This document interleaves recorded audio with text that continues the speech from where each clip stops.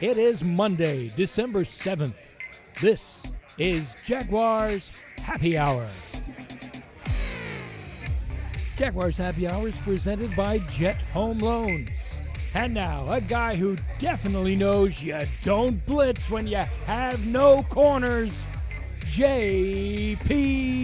Shadrick. It was a roller coaster of emotions yesterday here in studio. Welcome in Jaguars Happy Hour on this Monday, presented by Jet Home Loans. My name's J.P. Shadrick. Pete Prisco and Tony Boselli coming up. We have a busy program. We'll recap the Jaguars Vikings game. The defense battled throughout.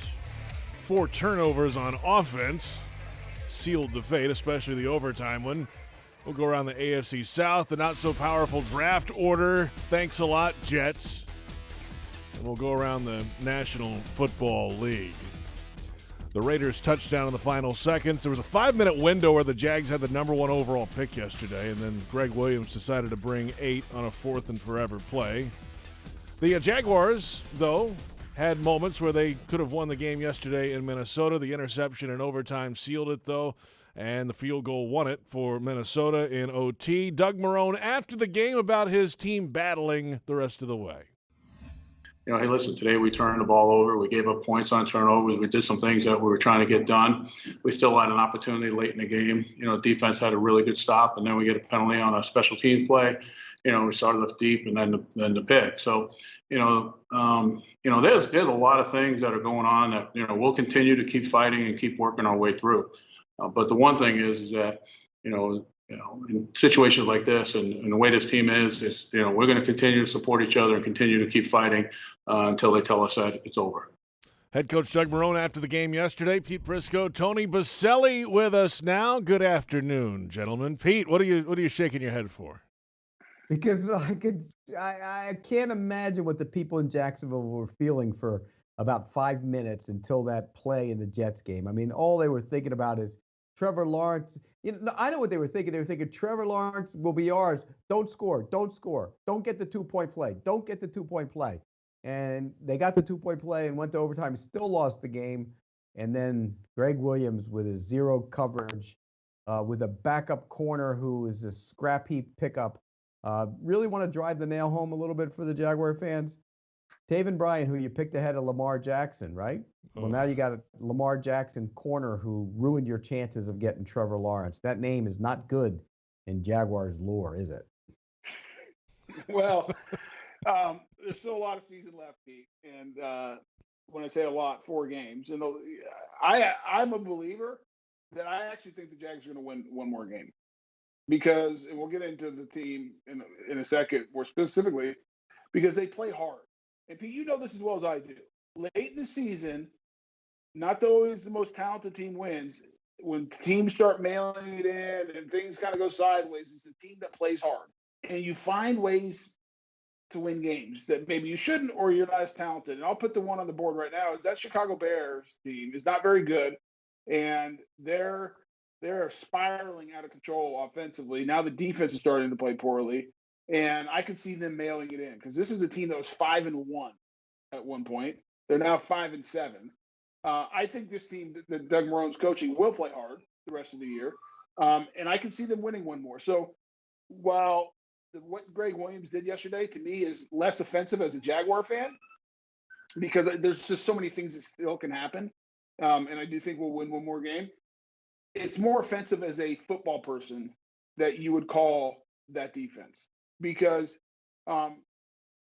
every one of my 5 kids, from my 11-year-old daughter to my 23-year-old son, would know better that on 3rd and 15 with 13 seconds left when the opponent has no touchdowns, that you don't go all out and play zero coverage and man outside against guys who are really fast and you're not. And that all you have to do is tackle them within the field of play and the game's over.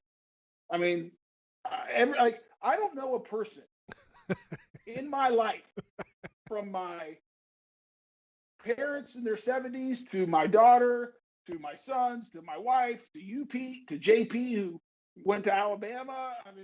You name it, you could just go across the board. Everybody in the whole world, somebody living in some remote part of another country that's never seen football if you told them the situation would not go all out blitz and zero coverage. It's offensive to me.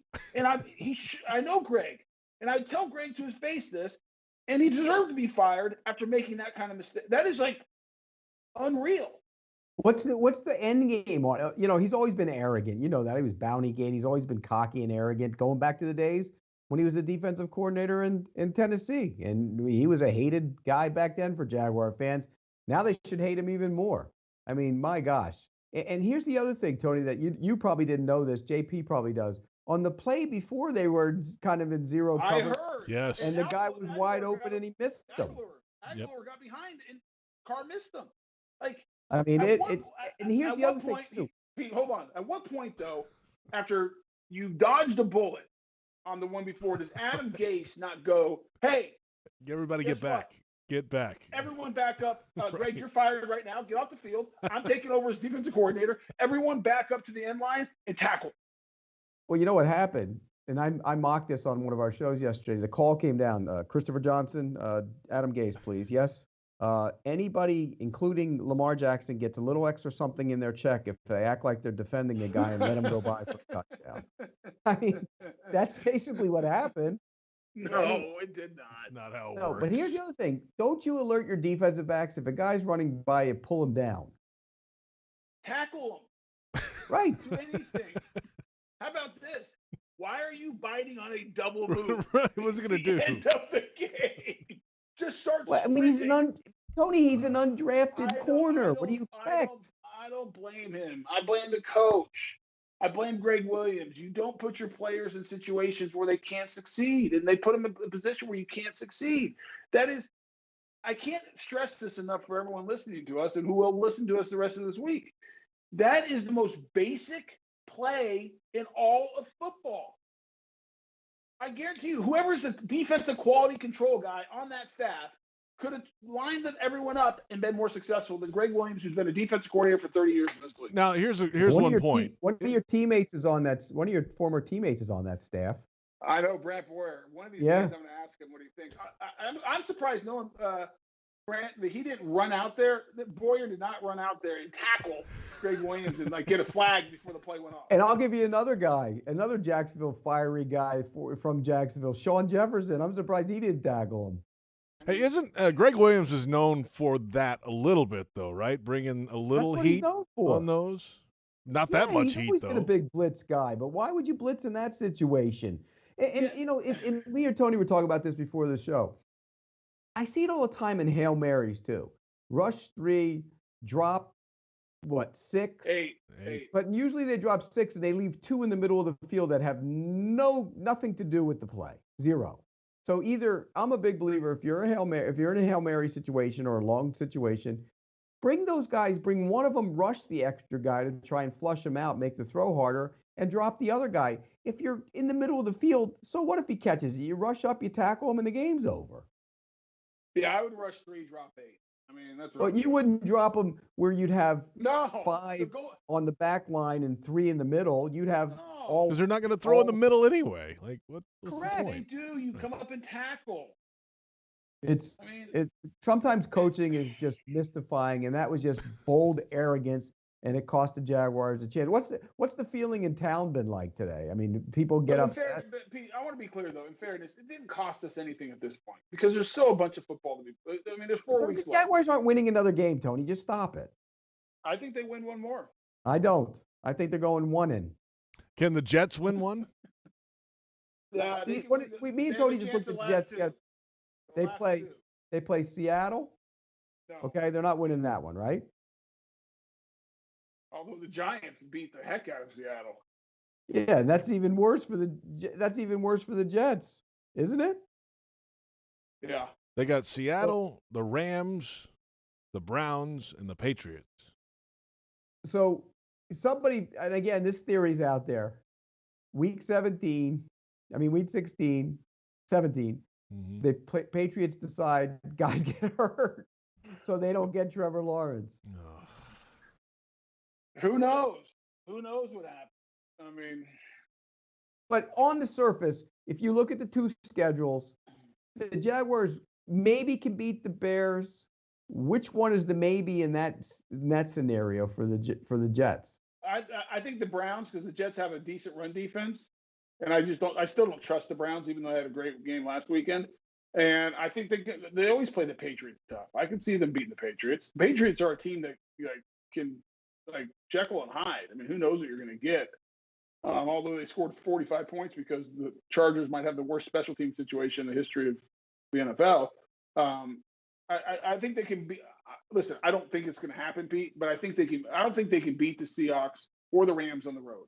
That's back-to-back West Coast games. That's just not happening. No. I do think they can beat the Browns at home, and I do think they can go up the road to New England and beat the Patriots. By the way, I sent out a tweet. Jets win, Jets win, Jets win, because they won. They won by losing. The Jaguars lost yesterday. They lost twice. Brutal. Just brutal. What a wild 5-minute window, of course. So let's come back. We'll get into the Jags-Vikings game when we return. We'll start with the defense because they played a pretty good game yesterday, I think, in whole. A little later, we'll get into Mike Glennon's day. He had a couple interceptions, a fumble as well.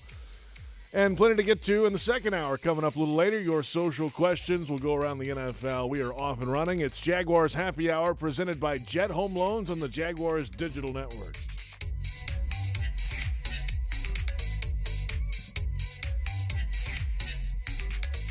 Dreamfinders Homes has a simple commitment to their home buyers. Deliver unsurpassed quality, uncompromising value, and an extraordinary level of customization you simply won't find with other home builders. With over 40 communities to choose from, you'll find a location you love and the home of your dreams. Dreamfinders has townhomes, single-family homes, and custom estate homes starting from the high 100s and a wide selection of move-in ready homes. Quality, value, customization. That's the Dreamfinders difference. Call 904-738-0165 or online at dreamfindershomes.com. Dreamfinders Homes, the official home builder of the Jacksonville Jaguars. Prices subject to change without notice. Equal housing opportunity.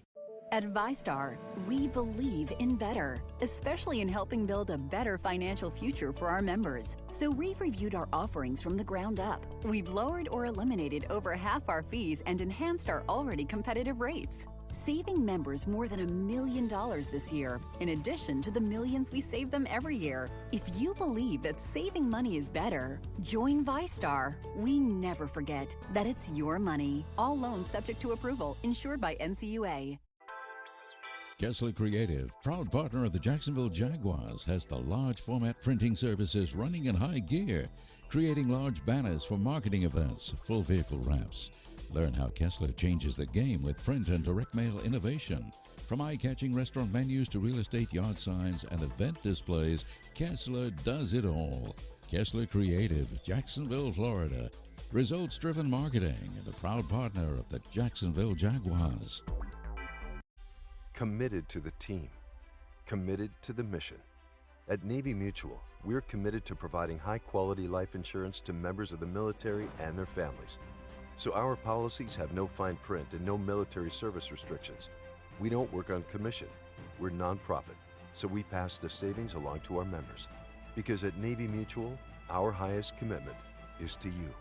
Visit NavyMutual.org. Navy Mutual, insuring those who serve.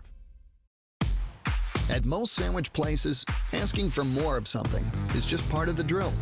But what if you never had to ask for more? What if more was just a given? At Daly's, more is what our sandwiches are built on.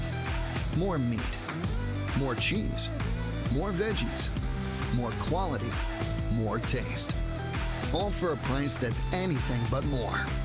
Sandwiches from Dash, made fresh. Daly's.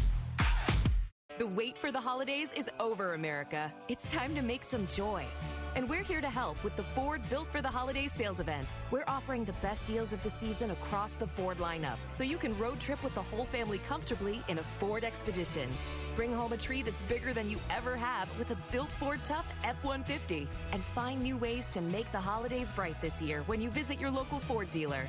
The joy is up to you, America, so let's get to it. Ford, Built for the Holidays.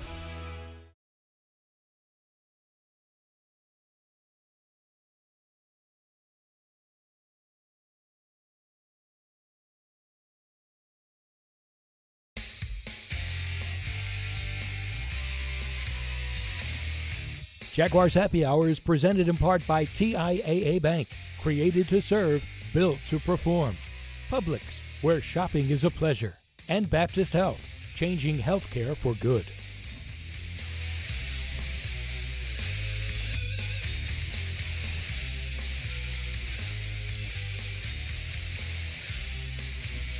It's a young team, and there's not a lot of experience in games like that or moments like that for a lot of guys on the team yet. And football is a momentum game, and when you have momentum, it's everything seems to be going your way, and then once it shifts, it's hard to get it back. But I thought the guys, like you said, after they scored those 2 times, especially on defense, speaking for, did a really good job of rallying back and being able to start limiting them again and holding them out, getting 3 and outs, holding them to field goal attempts and stuff. So I think we put it well, and it's something we got to work on and improve on, and we got to be able to experience it and get better at.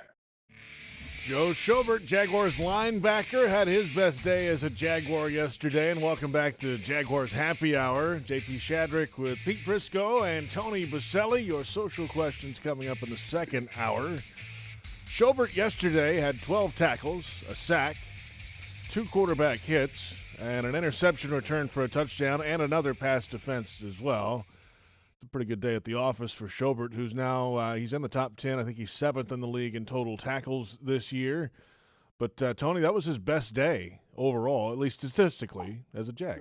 Yeah, no, it was. I mean, the interception he got, it's good awareness. I mean, he's playing man coverage. They're trying to set a screen up, and Dalvin Cook and Kirk Cousins weren't on the same page. And so it doesn't get any easier than that, but he read it. He was in the right place. So, yeah, I did notice some more yesterday.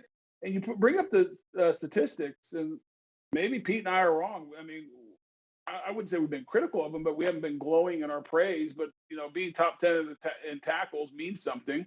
He's around the ball a lot. He's been solid. He's been available. And I think the greatest thing he's done this year is allowing Myles Jack to go play will linebacker.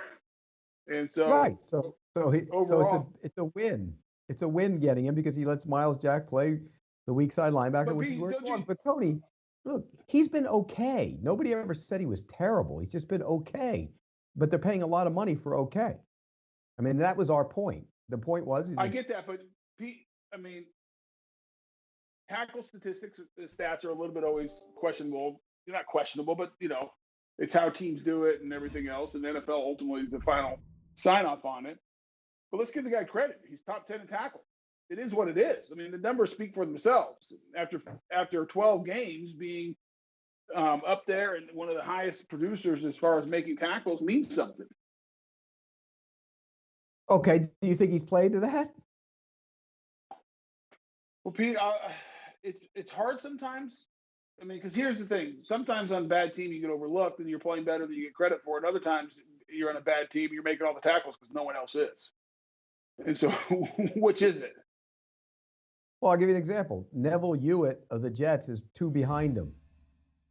Is Neville Hewitt a really good linebacker? You just made my point, Pete. That's what I'm saying. I mean, you have to step back and look at the numbers. But he's been okay. We haven't ripped him or anything. I'm not saying we have. I'm saying maybe we should be giving him more credit. I agree with you. We said he's been okay.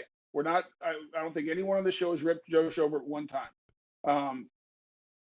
Not at all. I'll say this. I thought the defensive performance yesterday was impressive. They were put in bad situations. Offense turned the ball over 4 times. Defensively, you're able to get 2 turnovers. A little bit fortunate on the miss, the missed handoff by Cousins to Dalvin Cook, but I think it was created because Boselli's up the field and penetrating the backfield, disrupting it. I thought they played good. I mean, think about this. How about your starting defensive line yesterday, Pete? Dwan Smoot, Costas, Aquale, and Doug Costin. It's amazing. It's amazing. And by the way, they're getting better. Doug Costin is you have a former first rounder who doesn't get on the field with a bunch of undrafted rookie free agents and guys who are off the street showing up. I mean, Doug Costin's going to be a good player. Which means think about this. You have 2, you could argue with Devon Hamilton on IR, are the best 2 rookies on this team 2 undrafted guys, Doug Costin and James Robinson. Right now they are. Yeah. Wow. It's crazy. How about that? Think about that. Well, I mean, you got to throw in. Well, Chenault will be in the conversation if you hadn't hurt, but yeah, No, you're he's right. not. He's Right. not.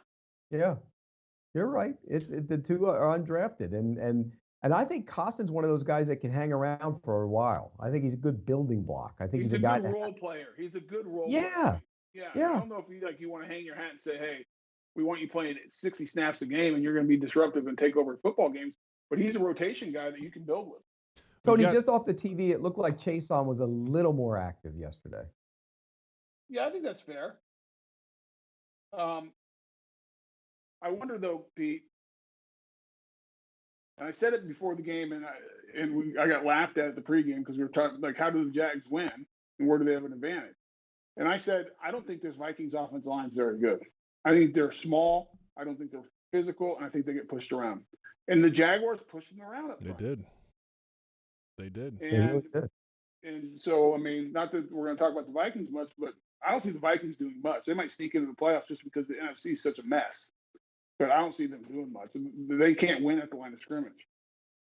Well, they play Tampa and New Orleans in 2 of the next 4. They're not getting into the postseason. Yeah, I don't think so either. But give the defense credit because they stood up when they had to at overtime.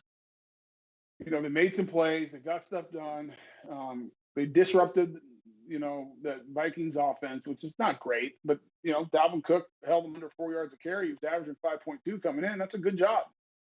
But you'd have to agree, though, that with Costin and Hamilton and Smoot, you have a good nucleus of Hamilton will end up being the starting nose, but a good group of guys that can be on that defensive line with Josh Allen. Smoot, but Smoot is a free agent. I mean, what do you have to pay to get him back? You think? Not a lot. Not a lot. But here's the thing, you guys, I'm a believer in Josh Allen. But all those guys you mentioned, it's nice. They're good rotation players, but you have to have a difference maker. Where's the difference maker? And it's going to have to be Josh Allen. Now, we thought he was a difference maker after his rookie year. I'm giving him a pass this year because of all the injuries and kind of what we went through. But you're counting on him being a difference maker because I don't see from this point, it's early, but Chason doesn't look like a difference maker as a 4-3 defensive end to me. Well, yeah, I tell you what, he's got to pick it up in the last 4 games to show that he's not a major disappointment because he hasn't done much at all. I just thought he was a little more active. It looked a little more comfortable for him yesterday off the TV. Now I'm just going off the TV and I watch the tape. So and you always have to give young defensive ends, especially guys who are kind of a hybrid in college, give them a pass, not a pass, but give them a year to get stronger, give them a year to develop some pass rush skills, and hopefully that happens. But the early returns are a lot of questions. Hey, by the way, but you would think that he would. I mean, like Bud Dupree was a guy in his first couple of years that people thought he might be a bust. Remember his first year? Oh yeah, they're getting ready. You know how many sacks he had his first year? 4. I mean, at least think you'd fall into a couple, wouldn't you? Yeah, I agree. By the way, Taven Bryan has not been mentioned on this show yet. 16 snaps out of 91 yesterday. Kudos to the coaching staff for that, by the way. Kudos to the coaching staff. If you don't earn your way to have more time, play the guy who is, no matter where he comes from. And I give him credit for that. Some teams would hold on to the idea of keeping a first-round pick higher in the rotation. If you don't earn it, don't play him. I think that's great for the staff that they did that. And what was his stat? What was his stat lines, JP, in those 16 plays? He had none. He's not on the stat sheet. So it's about par for the course. All zeros. He had a Taven Bryan stat line. Yeah, it's listen, I don't want to beat up on the guy. It's just it hasn't worked out so far. What do you mean it hasn't worked out so far? He's being just what I said. How kind are you? It hasn't worked out so far. Boy, I tell you what, I pray every night. I'm get down on my hands and knees. I'm going to pray that you become some kind of personnel decision maker in that organization. Why is that? Please, why, Pete? Please, because you know why? I think. I'm going to be dead serious here for a second, JP. Okay. I think Boselli would be outstanding as a vice president of player personnel or football operations.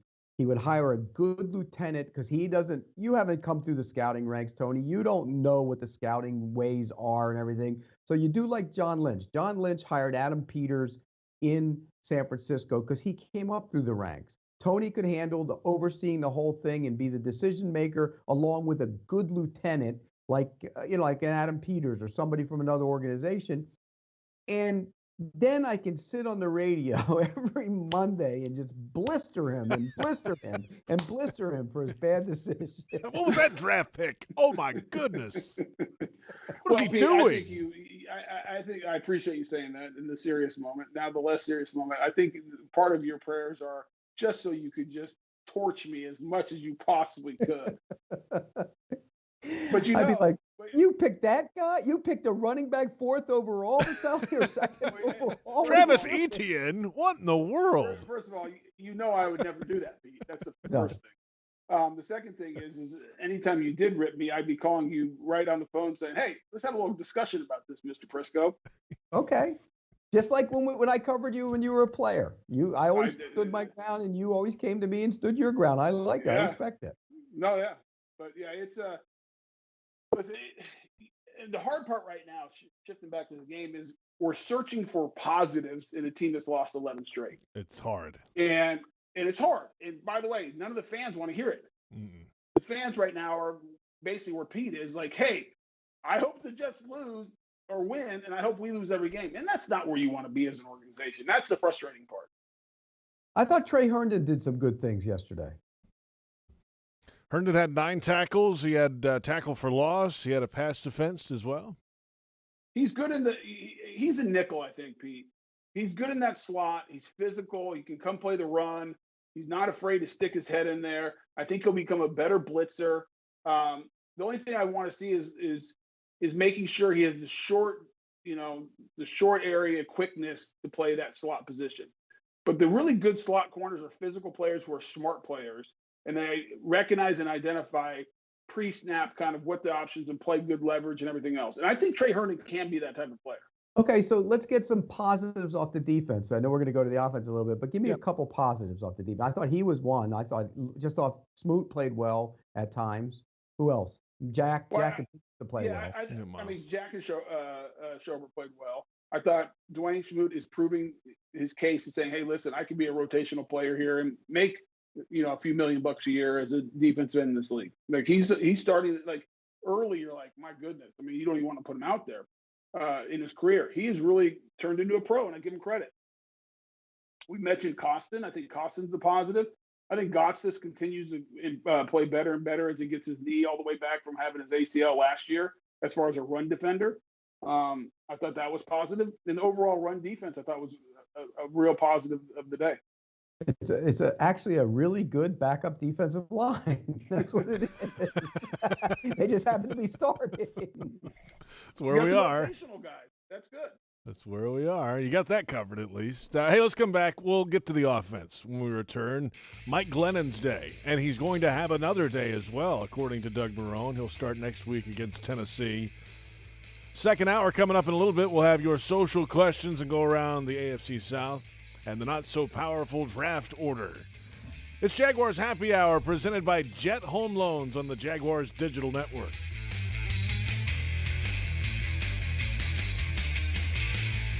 Dreamfinders Homes has a simple commitment to their home buyers. Deliver unsurpassed quality, uncompromising value, and an extraordinary level of customization you simply won't find with other home builders. With over 40 communities to choose from, you'll find a location you love and the home of your dreams. Dreamfinders has townhomes, single-family homes, and custom estate homes starting from the high 100s and a wide selection of move-in ready homes. Quality, value, customization. That's the Dreamfinders difference. Call 904-738-0165 or online at dreamfindershomes.com. Dreamfinders Homes, the official home builder of the Jacksonville Jaguars. Prices subject to change without notice. Equal housing opportunity.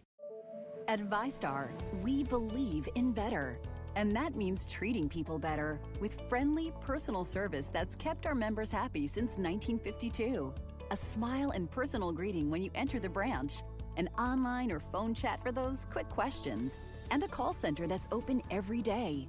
If you believe that great service is better, Join ViStar. We never forget that it's your money. All loans subject to approval, insured by NCUA. Jaguars fans, whether it's on the field or in your finances, the key to success is a solid plan. From high-yield banking to home lending, into retirement and beyond, TIAA Bank offers solutions that can help you achieve your goals and make the most of your money. It's time for a plan. Start building your legacy today at TIAABank.com/Jaguars. TIAA Bank is a division of TIAA, FSB, member FDIC, equal housing lender, and the official bank of the Jacksonville Jaguars. The wait for the holidays is over, America. It's time to make some joy. And we're here to help with the Ford Built for the Holidays sales event. We're offering the best deals of the season across the Ford lineup, so you can road trip with the whole family comfortably in a Ford Expedition. Bring home a tree that's bigger than you ever have with a built Ford Tough F-150. And find new ways to make the holidays bright this year when you visit your local Ford dealer. The joy is up to you, America, so let's get to it. Ford, built for the holidays. Hey, it's the Good Greek Spiro, and I am proud to announce that Good Greek Moving and Storage is now the official mover of your Jacksonville Jaguars. The Jaguars are making all of the right moves, and you should too. So when it's time for you to move, do it like the Jags and call the Good Greek. Simply dial ** Greek from your cell or go to goodgreek.com. That's goodgreek.com. Good Greek Moving and Storage, official movers of the Jacksonville Jaguars. Good Greek Moving and Storage, your superhero movers. Brooks Rehabilitation outpatient locations throughout Florida are currently open and accepting in-person and telehealth appointments. They're following CDC guidelines to include screenings, temperature checks, face masks, social distancing, and additional sanitizing of all surfaces. They're taking extra precautions to ensure your safety so you can focus on your recovery. Please call their central intake unit at 904-345-7277, option 3, to schedule your visit. Brooks Rehabilitation is the official rehabilitation provider for the Jacksonville Jaguars.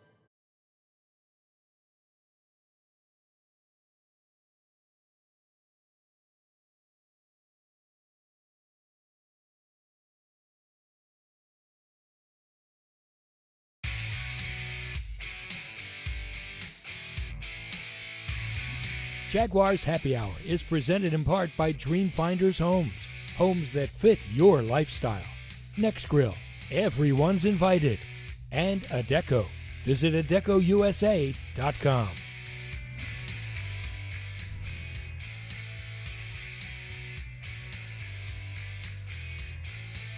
To me, wins, losses aside, I think you could sum up the 2020 Jaguars as a gritty group that, you know, gives it their all, have each other's backs. There's no pointing fingers.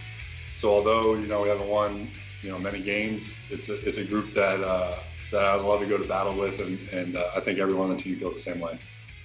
Mike Glennon, Jaguars quarterback, after the game in Minnesota yesterday. And welcome back. Jaguars Happy Hour presented by Jet Home Loans, JP Shadrick, Pete Prisco. Yeah, I thought going into the game, we liked our matchup. We'll hear from Doug Marrone coming up in just a little bit. One final thought on defense, by the way. Dwan Smoot, guys, is the team leader in sacks, tackles for loss, and quarterback hits this year. Think about that. That's the way it's going. He's having a good year. What's he have, 4.5 sacks now? Correct. JP? Correct. Yeah, has a chance maybe to get to 7, you know, if he finishes strong this year. Or more, who knows what he gets, but he's playing good football. He's a solid football player, and he should be the third end. Yeah, and Pete, but think about it this way, or maybe, you know, he's the starting end across from the other side's a stud. If Josh Allen becomes what we think he was after his rookie year, take this year out, you know, he's the other side of it. I think that's a good thing because, Pete, you know this, JP, you do as well. You don't build a team with a bunch of superstars. It's impossible in the NFL because of the cap. You have to have good, strong role players that are going to be that mid to lower salary range that can be productive and help you win. I mean, go to look at any championship team. Go to the Chiefs last year. It's littered with guys that the average fan, unless you're a Chiefs fan, might not know who they are, but they're guys who can step in and come make plays and are productive and are solid because you have your handful of superstars starting with the quarterback that can help you, that enable you to win the games, but you have to have those role players. And I do think there's some of those guys. There's a number of those guys on this team right now. Yeah, like Mike Pennell on the Chiefs, the defensive line. Just a big, wide body guy comes in there and stuff. Yeah, but you have to have those kind of guys. And Smoot is one of those guys. I would keep him. I would, make sure that these guys that are playing, I think they all are part of a rotation, but you got to get more. And the other, we talked, this could have been a good week for the Jaguars in that if they lost that game in overtime and showed well, which is ideal scenario, show growth and still lose. And they almost had Trevor Lawrence because the Jets always won. But more than that, the news that the cap's probably going to be a little higher than everybody expected. You know what that means? More cap room to spend. It's a plum job. And anybody who says that in the national media that says it isn't is woefully misguided because it's a great job and there's so many assets available Shad Khan will spend. You have the money to spend. There's some good young players to build around, and you're going to have a lot of draft pick capital. I mean, it should be a great situation to turn that thing around. Well, and what this team's missed on is getting those difference makers at the top of the draft. Yep. And that's what you have to hit on. And because you number one, you have to have the difference maker at quarterback. That's easy. Let's set that aside for a second. But you have to have guys that you draft early, or if you get them and pay them a bunch of money, that are difference makers that determine the outcomes of game, make game-changing plays, go above and beyond. With I used to love when Tom Coughlin used to scream, "Play above the X's and O's," or because there's certain guys on every team, or the good teams, that can go above and beyond the way that the play was designed, or take that design play and create a big play, whether it's offensively or defensively. And if you look at the 1 year in the last 15 or whatever the number is, that they went to the playoffs in 17.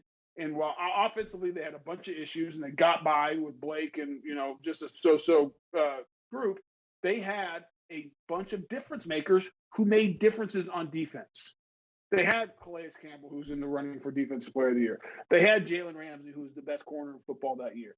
They had a number 2 in A.J. Boye. I mean, they had guys, Miles Jack and Telvin Smith. They had playmakers who made a difference, inside Malik Jackson and Marcel Darius. Yep. And so that's what the good teams are. You're not going to have, and maybe they had a bunch of them, some older, some younger, but you need those great players sprinkled around your roster, starting with the quarterback and some, protect the quarterback, affect the quarterback, and speed on the outside and on the back half of your defense that can make plays and can, it allows you as a coach, whether it's an offensive coordinator or defense coordinator, to design schemes and to do things that really stress a defense or an offense. And I think right now you look at this team, Pete, there's a bunch of nice role players and nice young players that maybe could potentially one or two get there, but you just don't have enough of them right now. And you mentioned it, like playmakers. And let's go to the Chiefs, okay? We'll use the Chiefs as an example. And by the way, their first-round drafting hasn't been great either, considering who's on the roster right now. But they have a playmaker in Kelsey. He wasn't a first-round pick. I think he was a third. You have a playmaker in Tyreek Hill. You have clearly a playmaker in Patrick Mahomes, who was a first-round pick. Neither Tyreek Hill or Kelsey were. Sammy Watkins. Okay, they paid to get him. But he's a first-rounder. Yeah, but Chris Jones, playmaker, right? Won the first-rounder. Frank Clark. They paid to get him. Honey Badger, they paid to get him. Those are your playmakers. Now, you look at their drafting, and this is where it goes back to what we always say about the quarterback here in Hills. Here's their first-round picks. Mahomes was in 17. Clyde Edwards-Helaire this year, but he's a playmaker, but he's a running back. Marcus Peters, no longer there. Dee Ford, no longer there. Eric Fisher, starting left tackle. Then it gets into, then you're back into like 2012 where it really doesn't matter, and it was Dontari Poe. So the point is, you can get playmakers with money. Okay, let me stop you there. And so let me reclassify. Maybe you don't find it at the top of the draft, but you have to find playmakers somewhere. Like, correct. You have to find difference makers. Right. It should be easier on the front end. And yes, the Chiefs, maybe they're an anomaly. They haven't hit on the front end, whatever. But you know what they've done? They've found playmakers in the draft and in free agency that make a difference on your roster. And yes, they have the quarterback. That is huge. And guess what? They also hit on a right tackle in Mitchell Schwartz, who's not playing as well this year, but in the past is one of the better right tackles. I mean, they've hit on pieces that are important to building a football team, and they have a great coach, a great system, great culture. All those things go into it. And so you have to find them somewhere. I don't care where you find them. Find them in the draft, find them free agency. They got to be on your team. But also, you look at their their first round picks. They didn't blow any of them. Marcus Peters was a good player. They traded him away. D Ford was a good player. They got rid of him. They traded him away. But they were good players, and if they were healthy, if D Ford was healthy now, he'd still be a good player for the 49ers. You can't miss. And basically, what you're saying is you can't miss those ones, and the Jaguars have missed far too many of them. Yeah, more than not, and that's a problem. You know, they're either just average players or bad players. You know, very few. You know, how many in the last, since 2013, first rounders were difference makers? One. Yeah. Jalen Ramsey. Yeah. Well, right. Fournette for a year maybe. No, he wasn't a difference maker. No. He's a running back. He had some big runs that he's first not year, but it James wasn't Robinson. consistent enough. No, James Robinson's a better player than him that you got undrafted. That's right. I mean, if you think about that, Pete, there's only one. You can't, and this is a team that's consistently drafted in the top 10. Now, the book is still out on Josh Allen, so we'll wait and see. Very good rookie year. This year is kind of a write-off because of injuries and all the things that went on. So maybe he is as well. C.J. Henderson, way too early. Chase on way too early. So we'll wait and see what those guys develop into. But the bottom line is the bigger story than anything is you build your team. You have to have whatever your system's going to be. And you have to have a conviction like this is who we're going to be. And then we're going to build the team based on that skill set. If you had to say right now, though, you'd say C.J. Henderson has a chance to be a difference maker, but you haven't seen that from Chase on at all. Zero. That's fair. Yeah. That's right. That's right. Fair point. And so at the end of the day, Pete, you and I joke about it all the time. It's about Jimmys and Joes, not X's and O's. And really, when you get it right, it's about Jimmys and Joes that fit the X's and O's that the coach is trying to call. And how often do we see in this league where you have a coaching staff that wants to do X, Y, and Z, whatever their scheme is, but they don't have the players that match what they're trying to accomplish. And that's the other problem you have. And you go to the Packers. The Packers are one of the better teams in the league. Go to their playmakers. You have Adams. You have Aaron Jones. You have Rodgers, clearly. You have, on defense, Alexander. Alexander's playing great corner. They can rush. Bakhtiari is a difference maker because he allows you to go one-on-one with the better defensive end, and you can slide away. You can do different things. So you have to have guys who are top end, and it really comes down to where football is the ultimate team sport. It also comes down to the one-on-one matchups. And I've told this story before, and Tom used to do it the night before a game a lot of times, and he would start going through. It's the one-on-one matchups. It's Jimmy Smith versus Ty Law and Ricardo against, whoever, and Boselli against Smith, and literally go down. And the point was this, that yes, it's a team game, but you have to have dudes who can win one-on-one. When it's all said and done, we're going to line up, and can your left tackle block the right defensive end one-on-one? Not trying to scheme everything and change everything just to get it done. You might have to do that in certain situations, but you can't do it for everybody. At some point, you have to have guys on your roster who can win and get it done when it matters. And you need more guys on this team that can win one-on-one, that are just can line up and say, we're better. You mentioned it from a left tackle standpoint. If you don't have to chip and help and everything, you win one-on-one. It helps you if you weren't as good on the other side. If you have a corner who can lock down and play man coverage, then you can roll your coverage the other way. It all works hand in hand. You're right. Guys have to be able to win consistently in their one-on-one battles. And right now, when you look at the Jaguars on paper, who are they? There aren't many of them, if any. There aren't many at all. Hey, let's come back. A little offensive talk to wrap up the first hour when we come back. Second hour will include your social media questions. It's Jaguars Happy Hour presented by Jet Home Loans on the Jaguars Digital Network.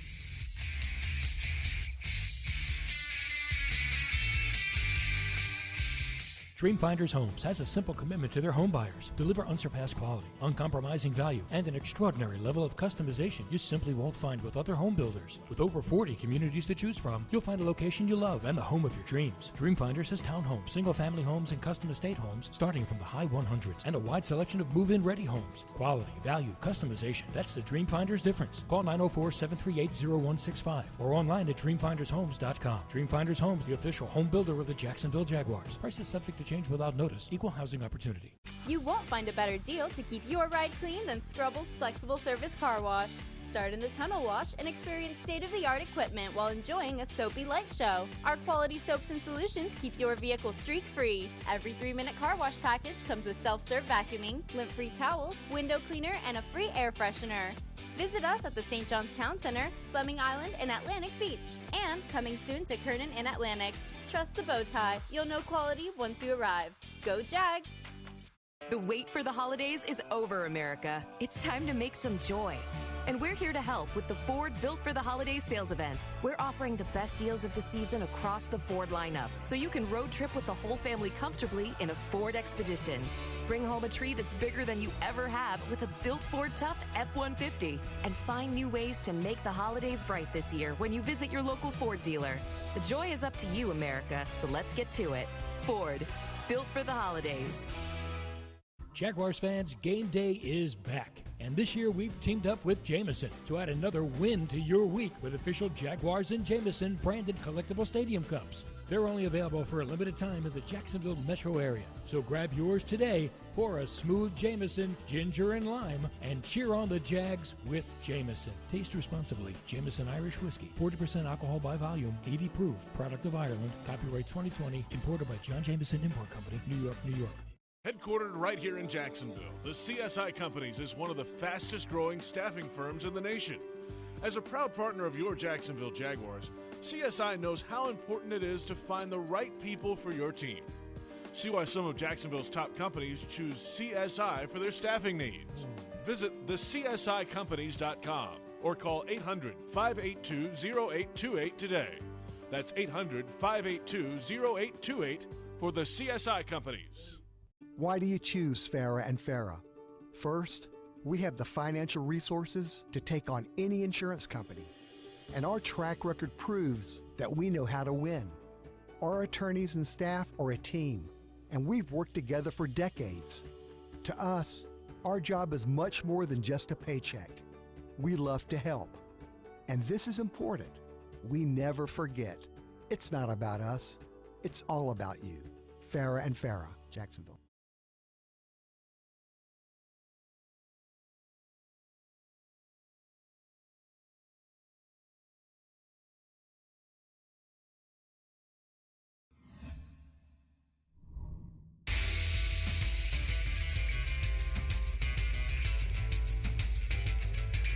Welcome back, Jaguars Happy Hour, presented by Jet Home Loans. And a reminder, Jaguars Happy Hour has been nominated for Best Radio Show in the Folio Weekly. Go vote. Visit @Folio Weekly on Twitter or folioweekly.com and find the link on the right side of the page. Voting ends December 11th. That's coming in hot. That's Friday. So vote early and often. You can vote once per day. And then vote for JP, too, since he nominated himself, or at least his family members in that other category. It was not me. It's Best Radio Broadcaster, though, since you threw it out there, yes. What was it, JP? It's Best Radio Broadcaster is the category. Okay, who are you up against? Let's see. I don't know. I have to look it up real quick. Come on, let's look this up. Because I think Martineau's on there. Okay. Hold on. I got to find it. Let me find it. I'll get back to you. So Martineau's family nominated Brent. You nominated yourself. Who else is on there? I'm looking. Hang on. I'm looking. Stand by. Well, let's talk about something when you're looking. Because I've got it right here. I've got it right here. Oh, no. Here it is. In town, I never got nominated for that. Ever. I don't know. You think they hated my radio show? I don't know, but they loved your show. You were a hit up here, Pete. I don't know. I know I was, but I think people hated me. I was Darth Gator, remember? Melissa Ross is on there, very accomplished. Brent Martineau, Rich Jones, and Mark Kay. And me. Don't know two of them. Yeah. Well, those folks have been around here for a long J- time, so it's a vote tough for field. JP, Tough field. because his head will explode if he wins. I don't know about that. I don't know. Anyway, vote for Happy Hour. That's the promo. Vote for Happy Hour. Yeah, vote this for radio Happy show. Hour for sure. For sure. Mike Glennon got the start yesterday and turned it over 3 times, 2 interceptions and a fumble, and he's going to start next week. Doug Marrone said that. They're going to give him, try to get him back on track next week. And, at this point, it's 4 to go. That's what it's going to be. Mike Glennon, they still feel, gives them the best chance to go win a football game, Pete. I think the ship has sailed on Gardner Minshew. He was benched. You can talk all you want about the thumb injury. He was benched. They don't want him playing. They like Mike Glennon better.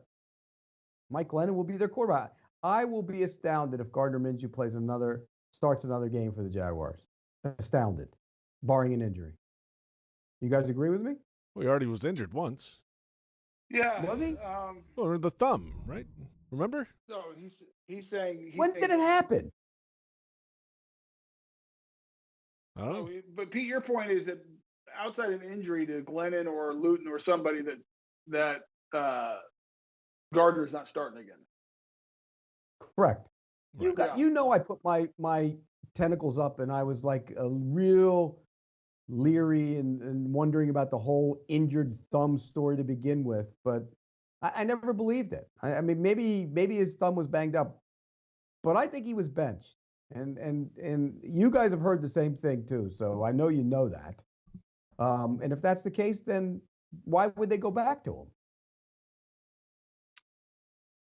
It's just I think this is a week-to-week thing, Pete. I really do. I don't think Doug has a real solidified on any guy at that quarterback position right now. And I do believe he thinks that Glennon gives him the best chance right now.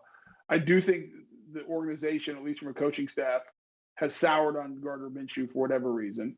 And so he's not good. That's reason enough to sour on him. So are you saying that if you had to pick a backup right now to the 3, who'd you pick? Probably none. Yeah. Probably none of them. LaVisca? Is that what you're saying, Pete? Tony's talking about next year. I know, I'm kidding. If you had to pick a backup for next year out of those 3, which one would you pick? I'd probably take Luton to camp, and I might get a veteran quarterback, and the other 2 would be gone probably. And I mean, if you could find a better backup, but it's easier said than done. I mean, would you like to have Andy Dalton? Sure, but you're not going to pay him to be the backup when you have a young. I don't think so. What kind of backup are you talking about? Could Mike Glennon be a good serviceable backup, Tony? Yeah, I think so. I mean, I think if you have a young first of all, Pete, also, what kind of system are you going to run? I mean, if you're like, I'll give you a perfect example. If you're going to run something like Shanahan or Kubiak run where you're doing a bunch of boots and moving the pocket, is Glennon the best guy for that? Probably not. No. So then you probably wouldn't. You might want to go to maybe Gardner would be better in that case because he can move around and do things. Find somebody. Or maybe go find someone else. But whoever it is, because you're getting the young quarterback, I believe you want a veteran who understands his role is to help this young kid get better. It's not to take his job. It's not to compete with him. It's trying to help him get better and be ready if something happens to him. By the way, in the history of the Jaguars, have you ever seen a player or mania or passion or craziness about a player fall off so fast? Ever? Anybody? Can you think about it, Tony? Think about the history of this team. Anybody that was way up here in the eyes of the fan base who went way down here? That's a tough one. No. That's a tough one. Yeah. I mean, that was a fast rise and the mania, and kudos to the kid because he basked in it all, but it has come crashing down. Let's be honest about it. I do think it's one of the issues that we have, and maybe it's across the NFL, but because of the way that social media, the media operates and fans, we anoint people way too quickly. I mean, way too quickly. Yep. You just can't do it. And you also bury people too quickly too, Tony. True. I don't disagree with that, but let's just talk about the anointing and I think you do a disservice to the individual when you anoint them that quickly. Like, let them just go through, let's find out what you are, and let's try to limit the distraction and limit all the noise for a young player, and let them learn to be a pro and let them earn the right or the moniker as a top player. And that just doesn't happen. Maybe it's because of social media. I mean, who knows? Maybe it doesn't happen other places. You know better, Pete, than I do. And yes, we do bury people way too quickly too. I mean, you brought up a guy in Bud Dupree. Yep. Earlier in the show, in Pittsburgh they had buried him. Right. And the last 2 years he's been really good rushing the passer. Yeah, and some positions take longer than others. I'll give you an example. The way the game is played nowadays, you're usually going to see production out of a rookie receiver right away. Usually. Wouldn't you agree? Rookie receiver, nowadays, yes, but remember in the old days you wouldn't. Yeah. It'd take a while for them. Yeah, but nowadays it's different. Nowadays you'd say yes, but pass rushers can take a little time. That's why when we talk about Chase on, it might take them a little time. Certain guys take a little time. By the way, yes, gotta hurry. I know we're talking about the offense. I thought the line played pretty good, other than the left tackle again off the TV. Now I don't know, Tony. You watch the tape, but he looked like he struggled. Yeah. Hey, let's come back. We'll get that thought when we come back in the start of the second hour. We'll delve a little deeper into the offensive line. We are up against it. The end of the first hour. We'll get your social questions coming up as well. We're halfway home. It's Jaguars Happy Hour presented by Jet Home Loans on the Jaguars Digital Network.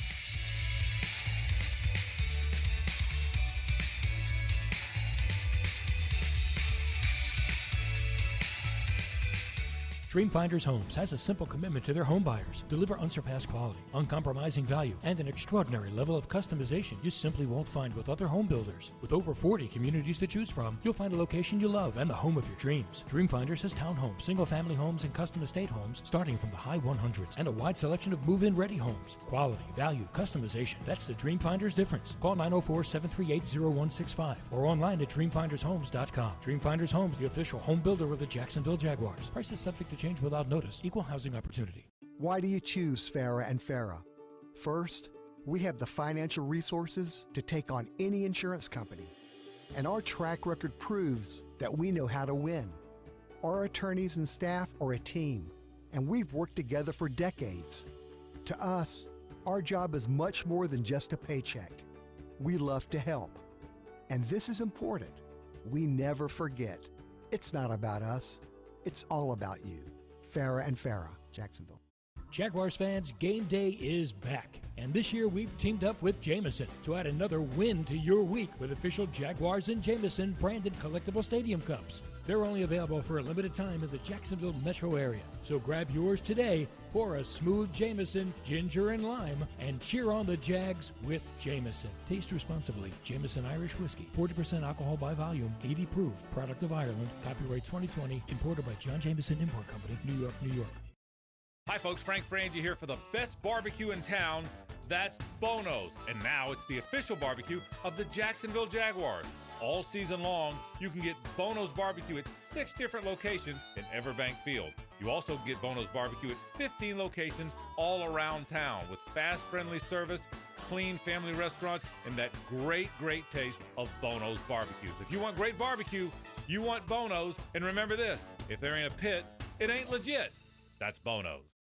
The best way to feel love is to share it at Hanania Subaru of Orange Park. We always go the extra mile with bigger selection, more savings, our best service. Only Subaru of Orange Park gives you a nationwide lifetime warranty and 1-year complimentary maintenance on new and used vehicles. Plus, when you get a new Subaru during the Subaru Share the Love event, Subaru will donate $250 to your choice of charities at Hanania Subaru of Orange Park. Online at SubaruofOrangePark.com. See dealer website for full details. Pinpoint, the official signage partner of the Jacksonville Jaguars, helps business decision makers like you maximize the impact of their brand. Your company's identification, advertising, and even the words you use make an impression on your clients. With Pinpoint as your coach, you can make sure it's a good impression. Pinpoint provides the creative design and production services for anything you need to enhance your brand, from custom signage to complete marketing solutions. Step up your game with Pinpoint and create the ultimate brand experience for your clients. Visit experiencepinpoint.com.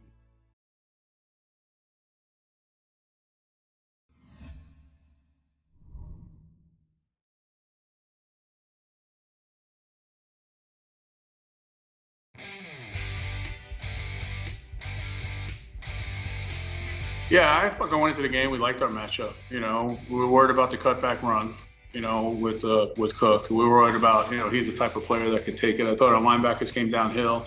I thought our guys up front, played with good leverage. I think that, they were penetrating. They were obviously doing a very good job on, on the quarterback, affecting him, moving him, off the spot, getting hands up. I thought, it's unfortunate. I thought we could have had a couple more tips or tip balls in that, but the effort that they played was, it's the way they've been playing all year. I just think the matchup was good. They were ready to go.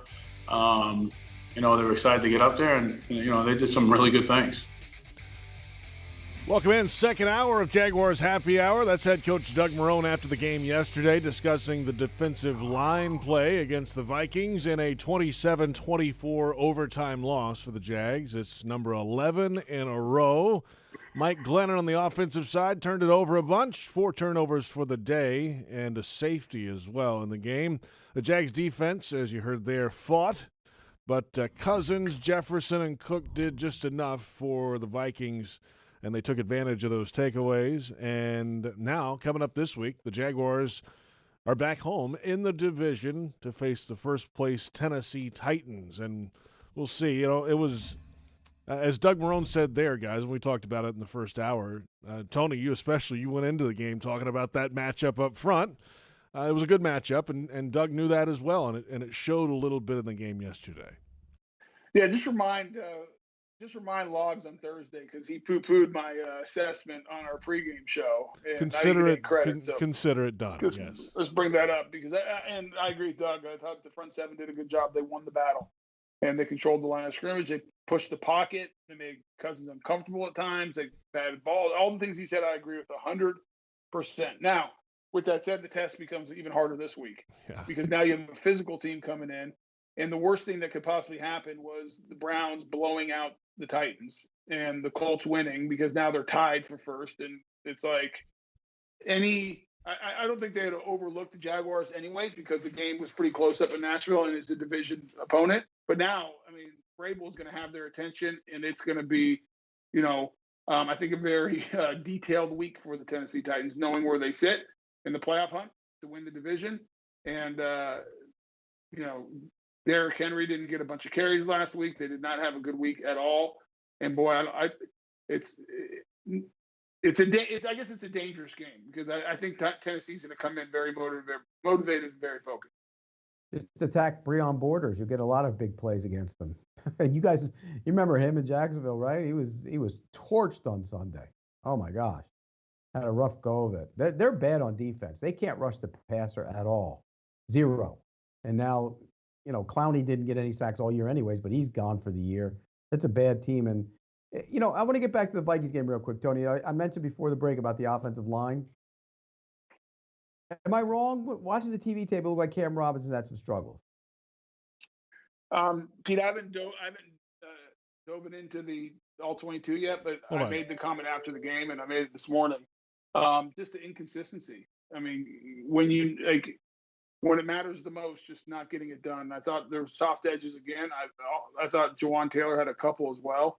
And that was not a good defensive front they were facing in the Vikings. That's not a group that rushes the passer very well at all. And so, I just, the last 3 or 4 weeks, I don't think the consistency's been there with Cam or Jawan, either tackle, which is frustrating, because I think they both have the ability to do it.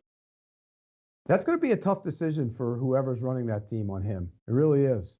I know you don't want to leave a vacancy at left tackle, but boy, oh boy, if that money gets a little high, I don't know how you sit there and you say, I'm just going to pay him to get that production. I don't know. It's a tough decision to make. And if this is the ceiling in a contract year, then you got even more problems. Right. And Bucky Brooks on Wednesday on Happy Hour said that it's a relatively deep tackle class. And so maybe you go draft a guy. You'd have to draft him with that second first-round pick, which means you're not drafting defense, but you could spend money on defense. I think there's guys there's nobody in free agency at left tackle you should spend money on. Nobody. So you might be able to spend that money on defense and then come back and try and draft a left tackle. But Tony would know better than anybody. How hard is it for a rookie left tackle to step in and play? I'll be honest with you. Andrew Thomas of the Giants struggled early in the year. He started to play really well. Becton's been really good. Wills, you saw Wills last week, Tony. He's a good, solid player. And who was the fourth one that was drafted in the first round? But the kid from Tampa. Yeah, and he's been really good. And so how hard is it for a rookie left tackle to step in and play if you have a rookie quarterback? Is that tough? Well, it depends how good the rookie left tackle is. Well, if you're picking him at 20, 27, 26. But, it just depends. Some guys can step in and get it done. Look at oh gosh, what was the kid? What's the kid in the right tackle up in New Orleans? The kid from Wisconsin that got drafted Ramczyk. Late in the first round and was a day one starter and did a good job. So it just depends on who the guy is, and that's what the evaluation. And I have not looked at the draft in depth this year, and where who's good and who's not, and what kind of depth do you have at offensive tackle. It's not just depth at one position. It's also if you have a lack of depth at other positions, then you start getting runs on the positions that are deep sometimes. So you have to look at the whole thing. I agree with you. I don't think it's an easy decision. I'm interested to see I wonder what Cam Robinson would get if he goes into the open market, because there's not a lot of free agents out there that can play left tackle. What does he get? He's going to get overpaid. Yeah, I think you might be right. That's the nature of the beast. Yeah. Yeah, that's what happens in free agency typically. What did Garrett Bowles get overpaid? 17 a year. He's played to that this year, but he's been awful before this year. Yeah, this is the first year, and I haven't watched many games this year, but in the past I was like, he has no rear end and gets pushed back and is not physical, and I just did not see it. I never saw it coming out of college at the University of Utah for a first rounder. But I've heard, I've not seen it, that he's played better this year. And I think what John Elway said is listen, we know him. He's playing consistent. He's gotten better under Munchak, who's a really good offensive line coach the last couple of years. And at $17 million a year, and if you look at the cap numbers, Pete, I don't know if you looked at it, pretty favorable to the team the first couple of years. So probably gives you some flexibility if it doesn't work out. Good guaranteed money, but not off the charts. So the bottom line is the cap's going up. If it goes up again this year, premium positions are going to get paid, and left tackle's a premium position. There's just not a lot of people can do it at a high level. So what's interesting, Tony? I give you credit for this because you talk about it all the time about being strong on the offensive and defensive lines. When you look around the league at the best teams, go through their offensive lines. And Kansas City, when Mitchell Schwartz is there, has two pretty good tackles, and the line is good enough, but he helps compensate for that. But for the most part, the Saints have a really good offensive line. The Browns have a good offensive line. The Steelers line hasn't played up to it, but on paper it should be better than what it is. Well, and they're good at pass blocking, not good run blockers right now. Right, and so you go around the league. The good teams, Packers, good offensive line. The good teams have good offensive lines. You gotta be able to have those guys up there where you can sit back there and do whatever you want when you want to. And Pete, I don't want to oversimplify this, but I'm a firm believer. After the quarterback, this is a big man's game, and big men win football games for you. And that means it's a pretty simple game at the end of it. If you can block and you can tackle, you're going to be successful. Now, you need speed on the back half. You need explosive players at your skill set. There's no doubt about that. And I don't want to diminish those guys, but there's more of those guys out there in the world. There just is. There's only so many big athletic men on planet Earth. They're not easy to find. And so when you find them, you got to keep them. You have to develop them. You got to pay them. I agree. And so, to me, it's about controlling the line of scrimmage. It's protecting the quarterback. It's affecting the quarterback. It's running the ball. It's stopping the run. That's what you have to be able to do if you want to win consistently, assuming you have the quarterback. That's why, Pete, I'll tell you, I worry about the Steelers in the playoffs. I don't think they can run the ball. And I've just not seen a team very often, I'm sure it's happened in history, that can't run the ball, win a championship. I'm not saying it's heavy run first. You go look at the Chiefs. The Chiefs can run the ball. Patrick Mahomes now they can run the ball because Patrick Mahomes threatens the defense so much. You get a weak box because you're spread out. Right. You have man for man, so it's a favorable offensive set. But they can run the ball. They have a good offensive line coach, good scheme. With what Eric Bieniemy and Andy Reid do, and they run the ball. You have to be able to run the ball in this league, especially in the playoffs if you want to win. But you're right. You do have to run the ball, but you also have to be able to do something that Tennessee didn't do yesterday, I don't think. When your game plan gets away from you and everything you built your offense on, which is Derrick Henry, can Ryan Tannehill be the guy to put it on his shoulders and take over? And So that's the quarterback. You have to have the quarterback. You and I are agreeing right. with it. You have to have the quarterback. But I'm talking about the Steelers. I worry about the Steelers this year in the playoffs because they can't run the ball effectively. They just haven't all year. Go look at their numbers. They're atrocious. Right. And You have to be able to run the ball when you need to run the ball. Right. That's that right. doesn't have to be the top-ranked rushing offense in the league. It has to No, when I agree. you need to run the ball.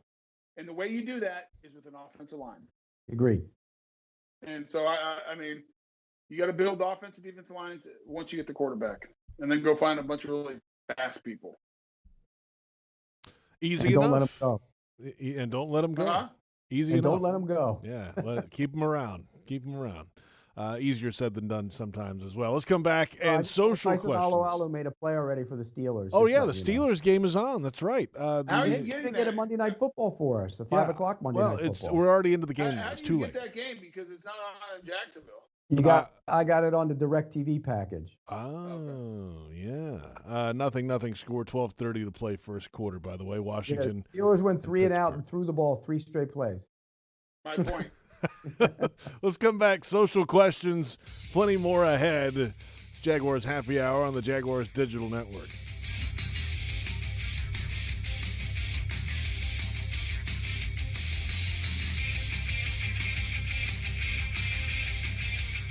Jaguars fans, did you know that with Drizzly, you can get Tito's handmade vodka delivered to your door in under 60 minutes? Well, you can. And now they're giving all fans $10 off their first order. Use the code JAGS10 at checkout. Just download the Drizzly app or go to drizzly.com and make sure you're all set to mix it up with Tito's handmade vodka for the perfect game day. That's DRIZLY.com. And remember to use the special code JAGS10 to save $10 on your first order. 80 proof Tito's handmade vodka. Distilled and bottled in Austin, Texas. Crafted to be savored responsibly. Hey, Jags fans, did you know you can ride your bike to every Jaguars home game at TIAA Bank Field and valet park it for free? That's right. Stop by our bicycle check-in tent, sponsored by Alert Today, Florida, near Gate 1 at TIAA Bank Field. An on-duty ZenCog bike professional will park your bike and ensure it's secured during the game. When the game's over, return your claim ticket and pick up your bike. For cycling safety tips, visit alerttodayflorida.com. Remember, Alert Today, alive tomorrow, because safety doesn't happen by accident. You won't find a better deal to keep your ride clean than Scrubble's Flexible Service Car Wash. Start in the tunnel wash and experience state-of-the-art equipment while enjoying a soapy light show. Our quality soaps and solutions keep your vehicle streak-free. Every 3-minute car wash package comes with self-serve vacuuming, lint-free towels, window cleaner, and a free air freshener. Visit us at the St. John's Town Center, Fleming Island, and Atlantic Beach. And coming soon to Kernan and Atlantic. Trust the bow tie. You'll know quality once you arrive. Go Jags!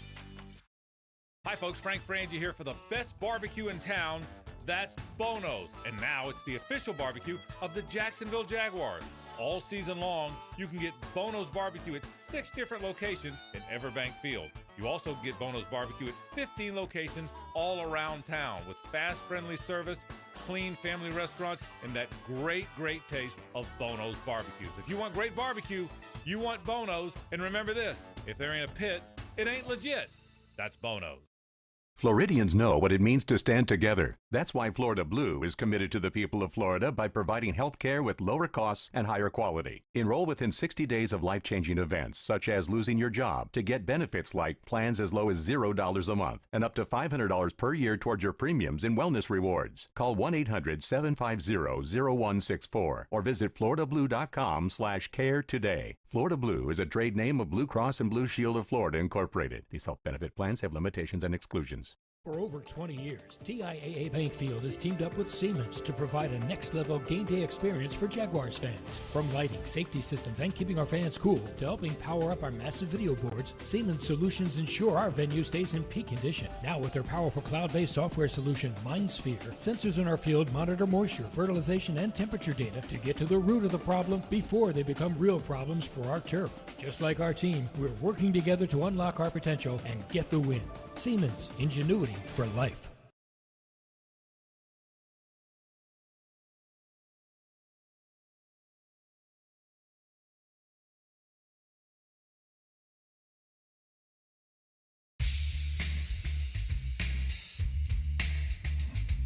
Jaguars Happy Hour is presented in part by TIAA Bank, created to serve, built to perform. Publix, where shopping is a pleasure. And Baptist Health, changing healthcare for good.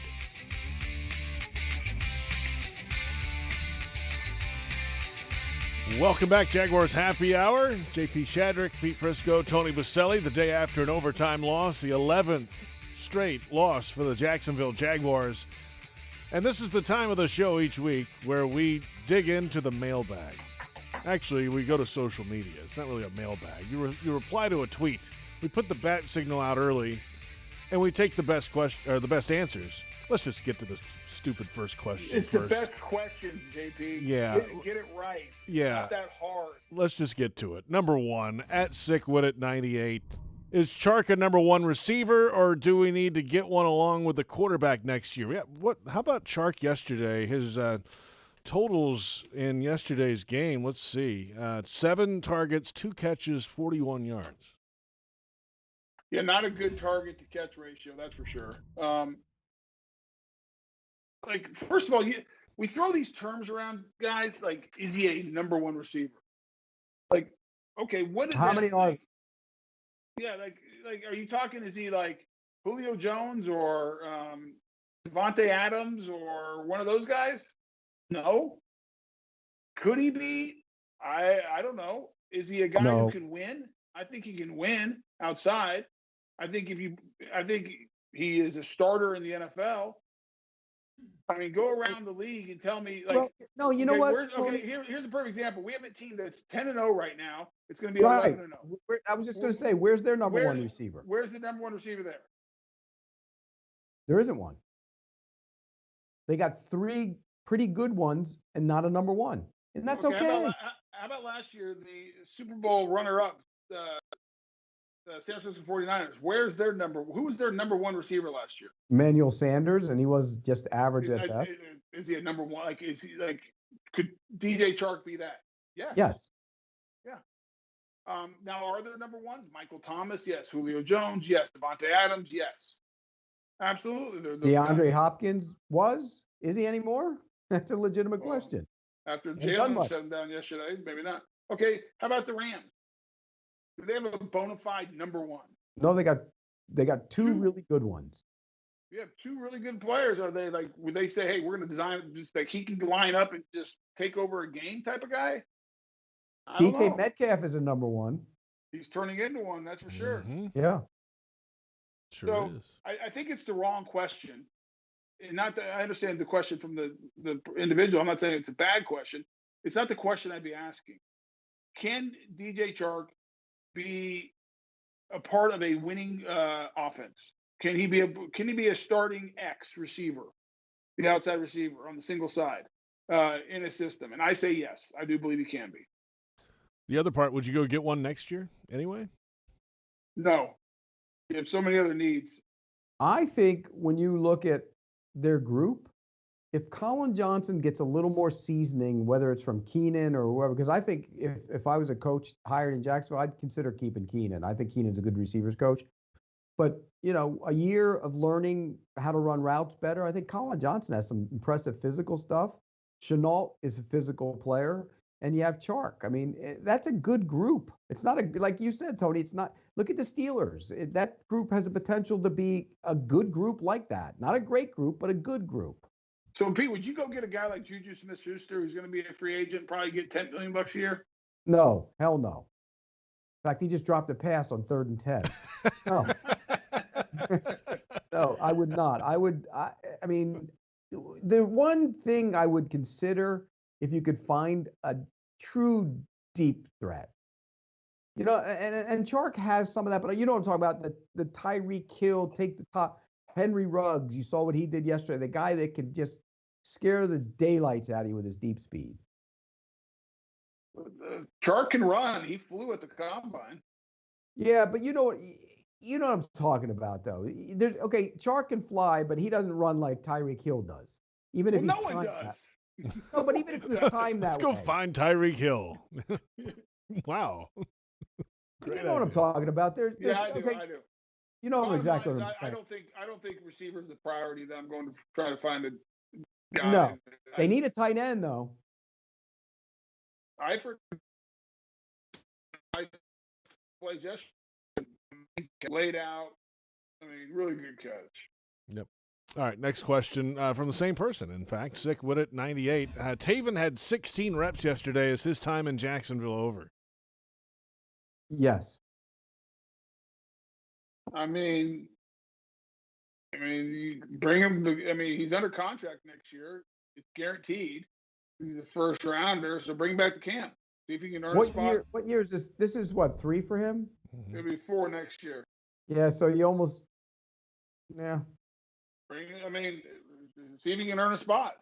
Maybe if he has a good preseason, you can trade him for something. I don't know, but yeah, is his time over? I'm not counting on him. I wouldn't be counting on him to be a starter, but he's under contract. You're going to bring him back to camp. What do you get for him? A turkey sandwich, ham sandwich, roast beef sandwich, tuna on rye? Yeah, not a lot probably. I'm going to look up his contract and see how you could get out of it. If I'm not mistaken, the first round they're all guaranteed. Yeah. Right, but it's $700,000. Isn't? No, what would it be? It'd be his guaranteed salary next year is $700,000. So you've already eaten up the guaranteed money you gave him, the bonus. You save, I think you're saving, about $1 million, I think, if you get rid of them. They'll get rid of them. So, there you go. There's the answer. Our next question from @Riley Kendrick. This is the most confusing season ever. I am both actively cheering for them to win and lose. I really hope the right GM is hired to make this season, quote-unquote, worth it. Your weekly show is the only Jags thing I look forward to. Keep it up, boys. I don't see a question there, but I like the comment. Thank you. Well, then yesterday was a good day for a guy like that. They played competitively. They went to overtime. They got the 2-point conversion. You had a little excitement, and they still lost. That's the win. That's a win-win. For a guy who's agonizing like that, that's the greatest scenario of them all.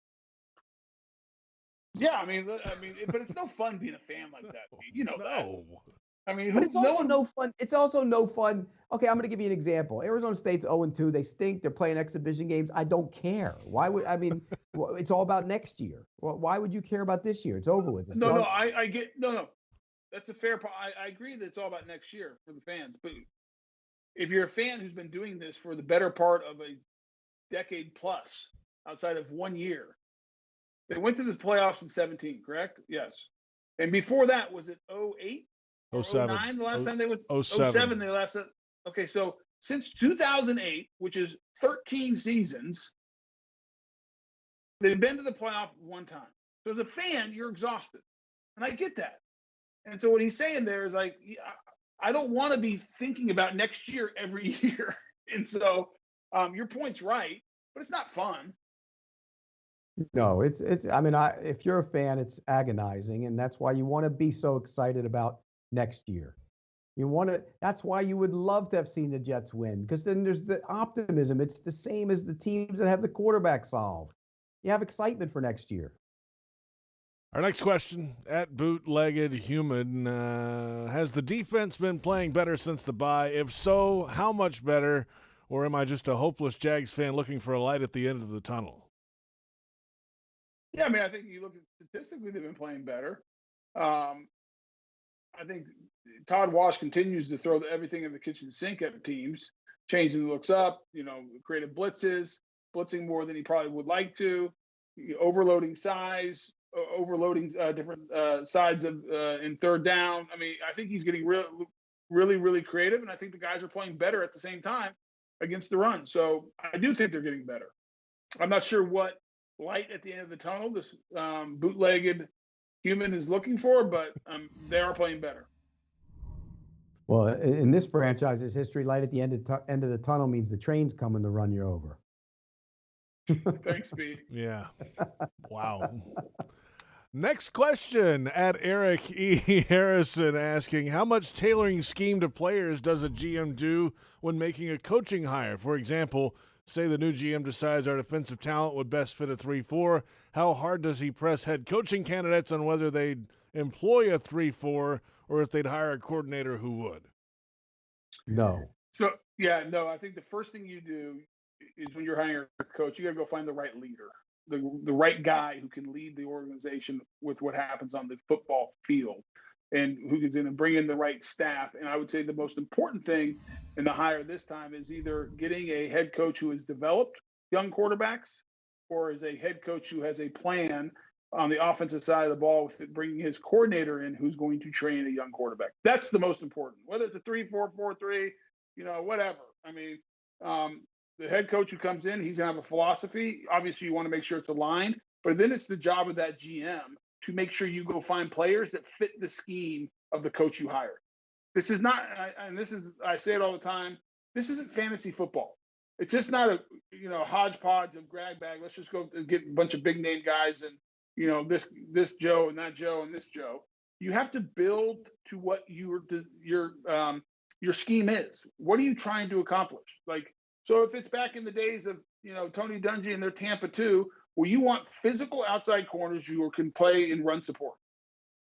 If it's, this Seattle Gus Bradley type of thing, you need long corners who can run because you're a cover 3 team. Whatever it is. I mean, every team has a scheme. If you're, Kyle Shanahan or Gary Kubiak and you're an inside-outside zone boot concept with the quarterback who's going to move, well, you better have a mobile quarterback who can move a little bit and move the pocket, and you need offensive linemen who are athletic or on the more athletic side. And there's different schemes and different philosophies, and whatever they are, you can win with them all. I always love hey, because some team won with a 3-4. Let's go be a 3-4 team. Well, guess what? Next year, a 4-3 is going to win.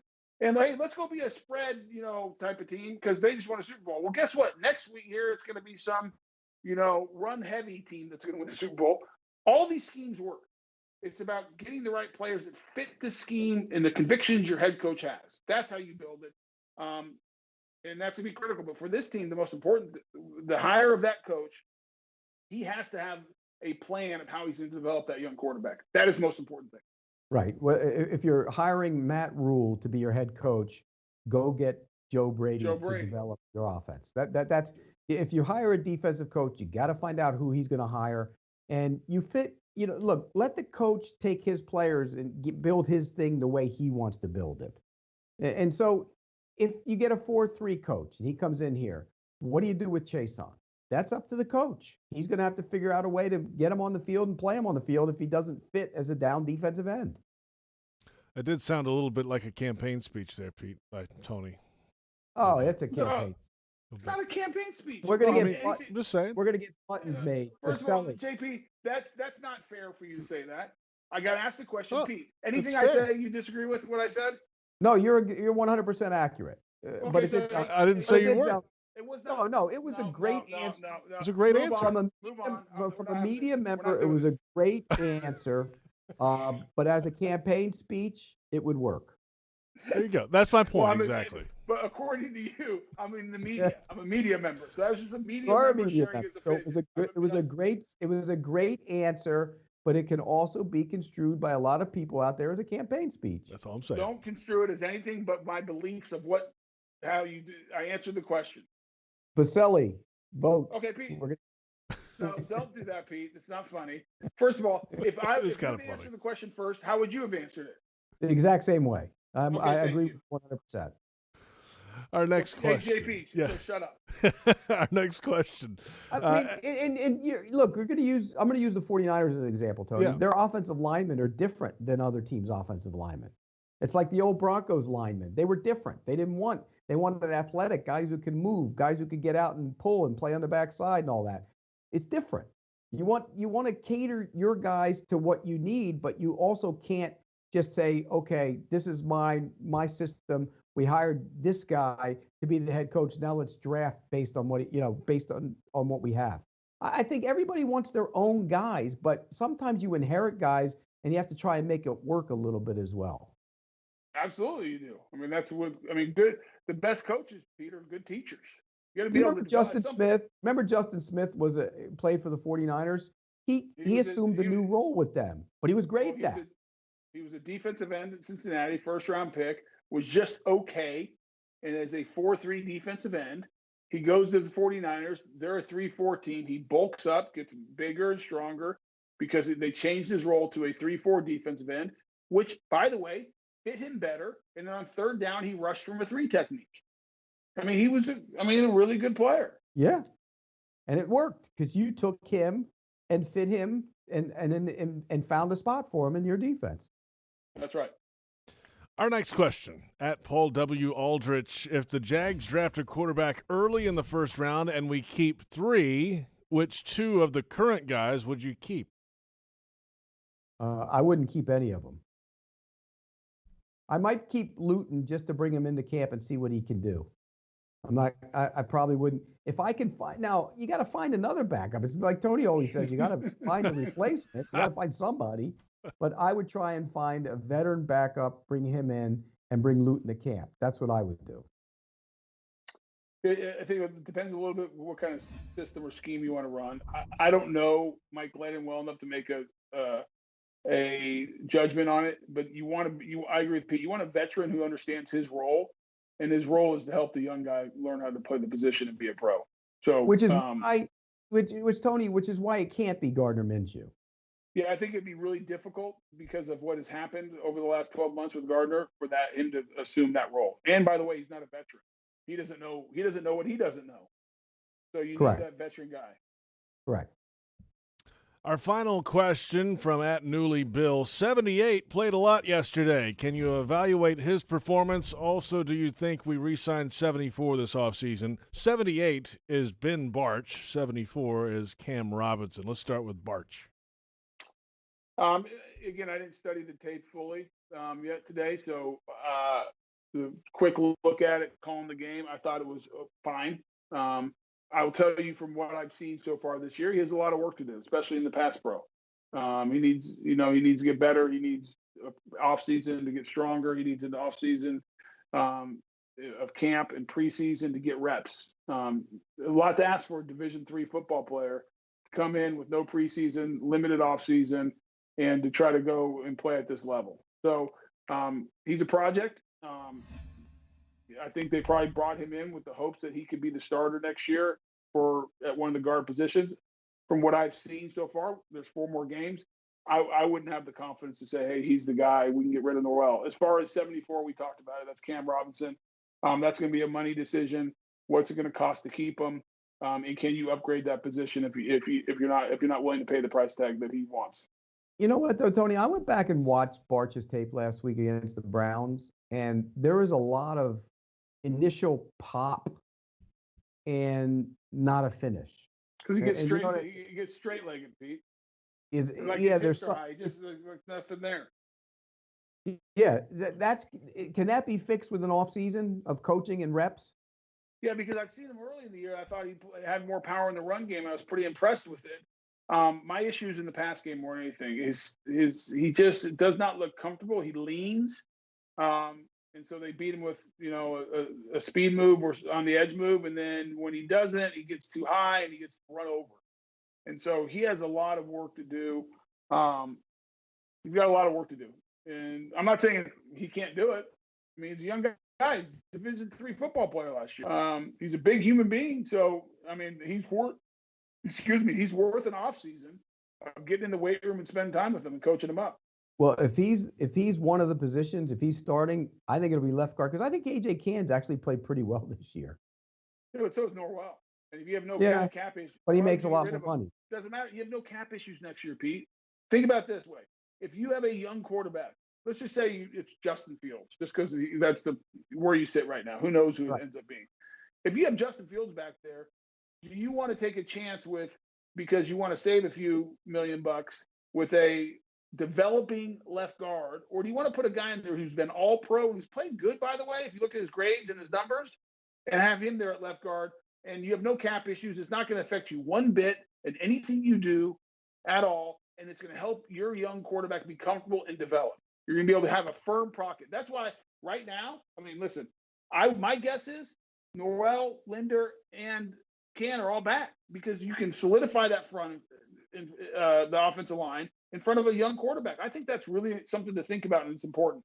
Yeah, no, look, I get the middle. If you're going to keep, okay, if you're not going to keep your left tackle, you certainly should keep Norwell because you'd like to have, if you're going to have a young left tackle, or you'd like to have a veteran left guard. I get it. There you have So, it. and because, like, if there was cap issues, Pete, I get what you're saying. Then you'd really have to look at Norwell, but you have no cap issues. No. But you also need to spend a bunch of that. You also wouldn't mind spending some cap room on the other side of the ball either. Absolutely. And if you run into cap issues, then you have to look at everything. But where you sit today, and if the cap goes up, you probably couldn't wisely spend it all anyways next year. No, you couldn't. I mean, what do they have right? I'm just going to look. I think it's like $85 million. So if it goes up another 20, you're going to have $105 million. You can't really spend that. Not wisely. You can spend it. If you have a cheap quarterback, which is what the first round quarterback will be for a couple of years, that you should be able to build around that for a while. All right, there you have it. Social questions are in. Thank you for the submissions today. We're back with a look at the AFC South and the not-so-powerful draft order. It's Jaguars Happy Hour on the Jaguars Digital Network.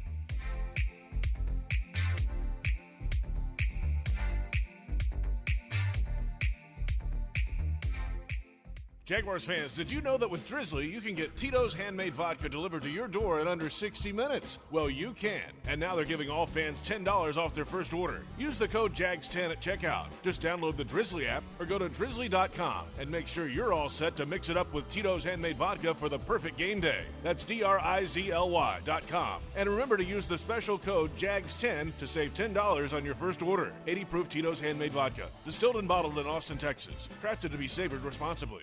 Proven IT implements a strategic game plan designed to streamline your business for maximum results. Make the winning choice with the official business systems partner of the Jacksonville Jaguars, Proven IT.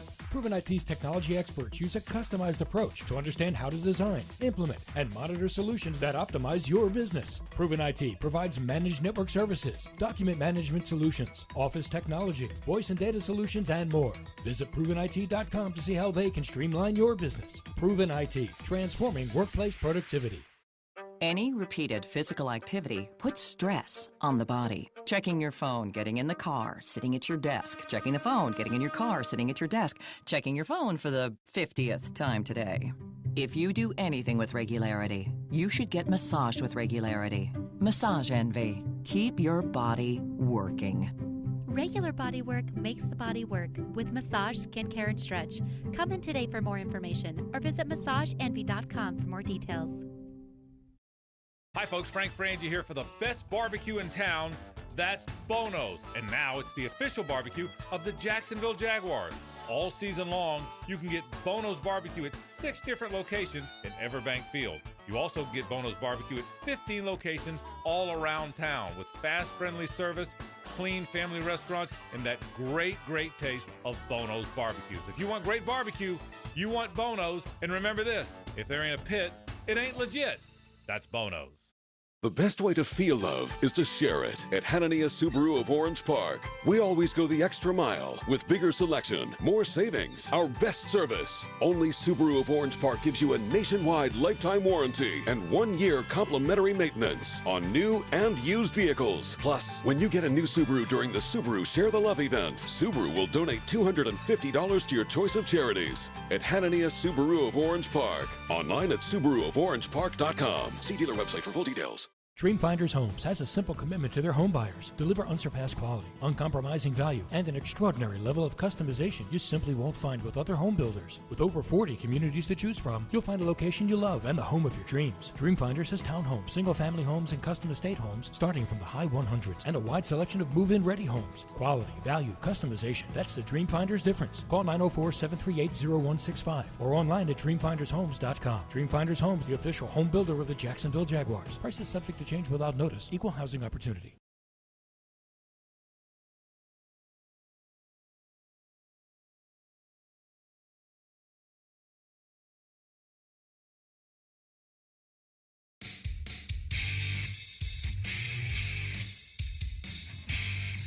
Jaguars Happy Hour is presented in part by Dreamfinders Homes. Homes that fit your lifestyle. Next Grill. Everyone's invited. And Adecco. Visit ADECOUSA.com.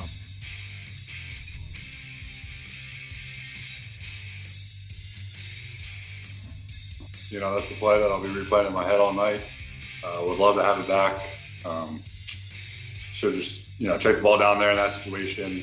Was trying to make something happen, and not the right time, place to do that. So, that's that one's on me. And like I said, one I would like to have back. We're back, baby. That's Mike Glennon, Jaguars quarterback, discussing his overtime interception yesterday. JP Shadrick, Pete Prisco, Tony Boselli. Jaguars lost in overtime. It's 11 straight losses for the Jags, extending the franchise record in a single season, and 4 games remain. Let's take a look at the AFC South results yesterday, and the Colts over the Texans, 26-20. Phillip Rivers playing on one foot. The Texans had a chance late, but they had a bad snap, Pete, to ruin it. Yeah, and you know what? The Phillip Rivers played well, but the Texans' defense is terrible. You guys know that. You've seen them. They're not a good unit. That's not a good team. They're done. They're finished. And the Colts are tied for first place again. Hey, what do you think about the Texans' job? I mean, they're going to hire a GM and a coach. What do you think about that job? I mean, think about this for a second. You have Deshaun Watson on one hand and no draft pick capital and everything else on the other. So what's a better job, Jacksonville or Houston? And by the way, I think Deshaun Watson's been phenomenal the last 6 games, and I've been critical of him. So what's a better job? One that doesn't have capital and has issues, or one that has capital and cap room and doesn't have the quarterback, and you have Watson? Pick one. It's a tough choice. It's a tough choice, and I think if you had the first overall pick, I think it would be an easy choice because you're getting Trevor Lawrence. And you have all the draft capital and everything else. But Deshaun Watson is a proven commodity, and he can play. But that's a team with no draft capital and a slow, old defense. I mean, they got some issues on that side of the ball. So it's a tough question. It's a great debate. But also this, Tony, they've had Deshaun Watson, but have you ever seen them as a legitimate Super Bowl contender? No. But have they been good on defense since Deshaun Watson's been there, Pete? Well, they've been bad on the offensive line. But terrible. Were they ever good on defense? Because remember, Deshaun Watson wasn't there during the heydays when they had J.J. Watt at his prime and Whitney Merciless and the Cushing in the back half, the corners, Josh Joseph, and that. I mean, he wasn't there for that. He came in, and the years he was there, J.J. was hurt always. Mm-hmm. Right. I mean, they've been an aging defense and a declining defense for a while. So no, I don't think they've been a Super Bowl threat because and they've had a terrible offensive line. So I go back to what I said at the beginning of the show. It's about offensive. Get the quarterback, you have that. They've not been able to fix the offensive line under Bill O'Brien. They didn't draft right. They got Tunsil. They paid a ton of money in draft capital. Well, they drafted the Howard kid to play right tackle. They drafted Sharping to play guard. Those guys, they're premium draft picks. They should be good on the offensive line. But they're either not being coached or they missed. Right. One of the two. I don't know. I don't even know who the offensive line coach there is there, so I don't want to be critical. But it's one of the two. You either missed on them or they're not being coached. But also, I mean, yeah, and we were asked about Jawan Taylor regression this year. He looked like a hit last year. He doesn't look like so much of a hit this year. Fair. He's been inconsistent. Browns over the Titans yesterday, 41-35. Big day for Baker Mayfield. The Titans got 2 late touchdowns but fell short, and Henry was limited because they were down so big so early. He only had 60 yards.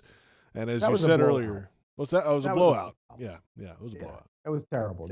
They dominated them from the word go. They just, from everything they did, they ran it, they threw it, they did whatever they want. They made Baker Mayfield look good. And by the way, I didn't think he looked good last week against Jacksonville. I thought he was off, he was inaccurate, and even on his passes he completed, he looked okay. But he was good on Sunday against the Titans. And when you take the Titans out of who they are, see, that's the problem with the Titans, which is why they're not a real threat this year.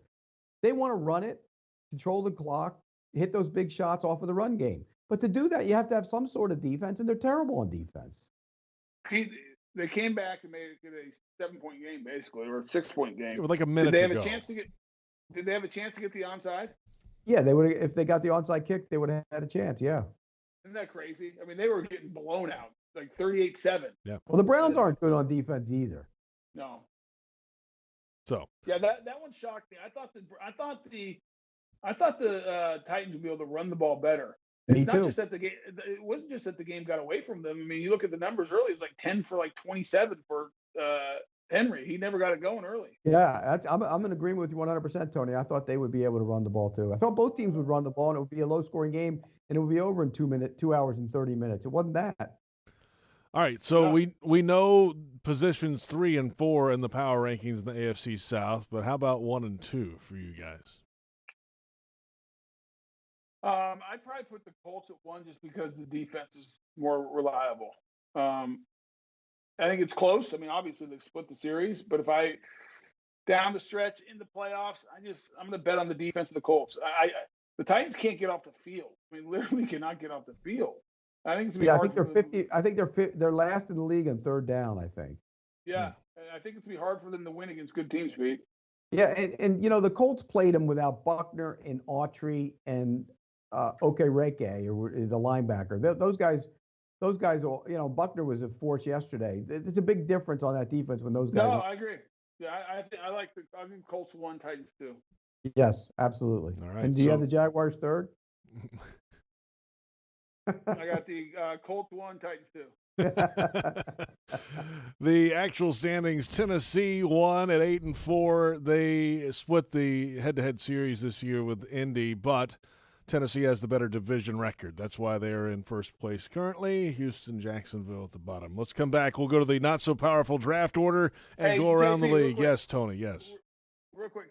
Pete, can you imagine, look at these standings, that if, let's say they both win out, Titans and Colts both went out, and that the difference from the Colts winning the division was losing opening day against the Jaguars? A game in which they didn't punt. Isn't that crazy? God, it's nuts. Let's come back. One final segment to go. It's Jaguars Happy Hour on the Jaguars Digital Network.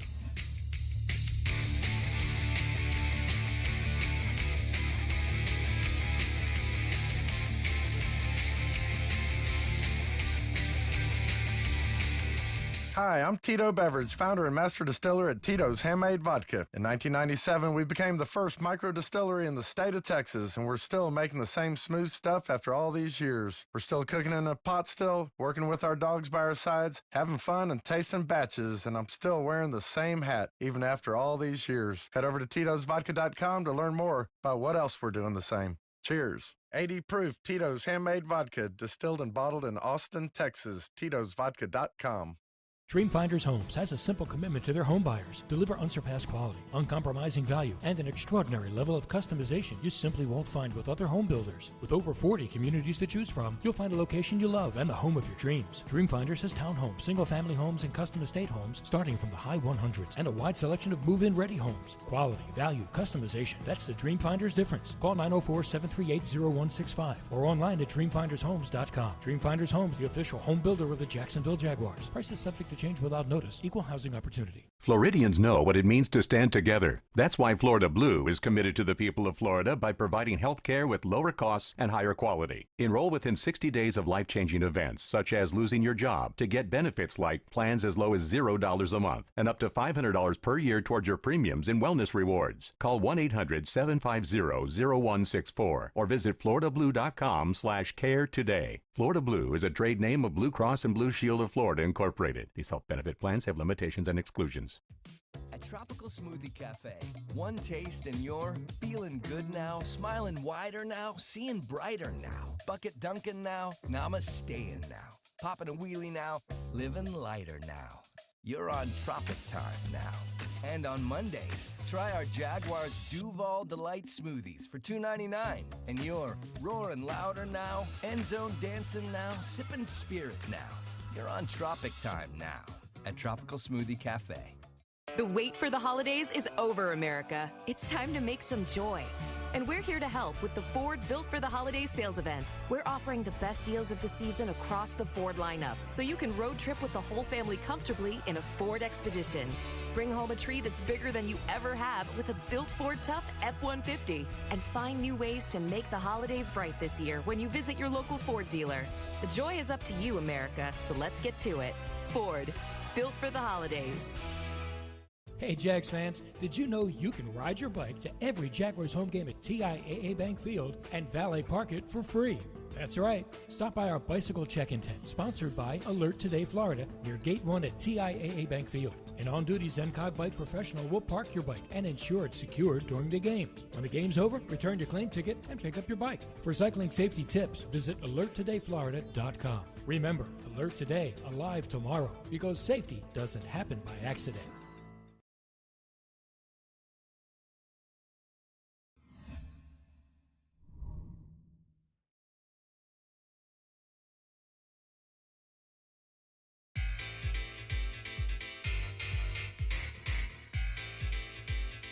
Welcome back. Jaguars Happy Hour. JP Shadrick, Pete Prisco, Tony Boselli. We're coming down the home stretch. And let's take a look at the not-so-powerful draft order as it stands today. We'll start with what would be the Jaguars' second pick in the first round.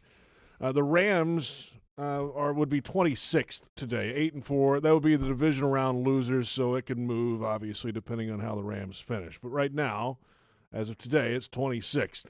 Then we start at number 11. Those are teams at 4-7. The Broncos 11, Washington at 10 at 4-7. The Texans at 9. The Dolphins get that pick though at 4-8. The Falcons would pick 8th. The Panthers 7th. The Eagles 6th. The Cowboys 5th.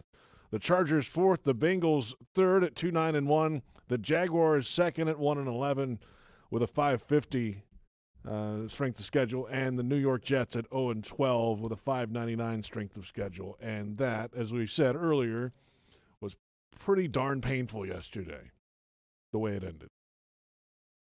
Oh, we lost Pete. We don't know where we lost Tony as well.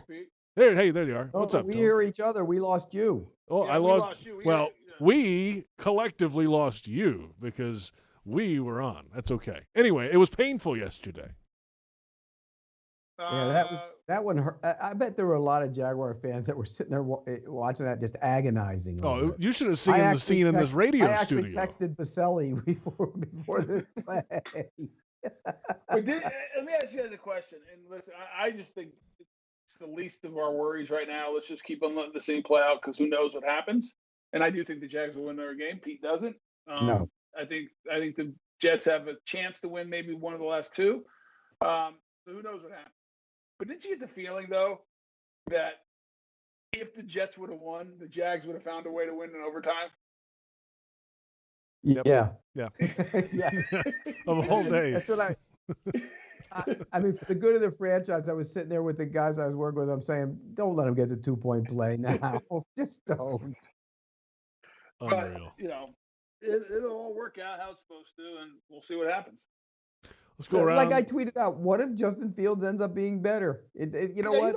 You have no idea, really. Right. No, you don't.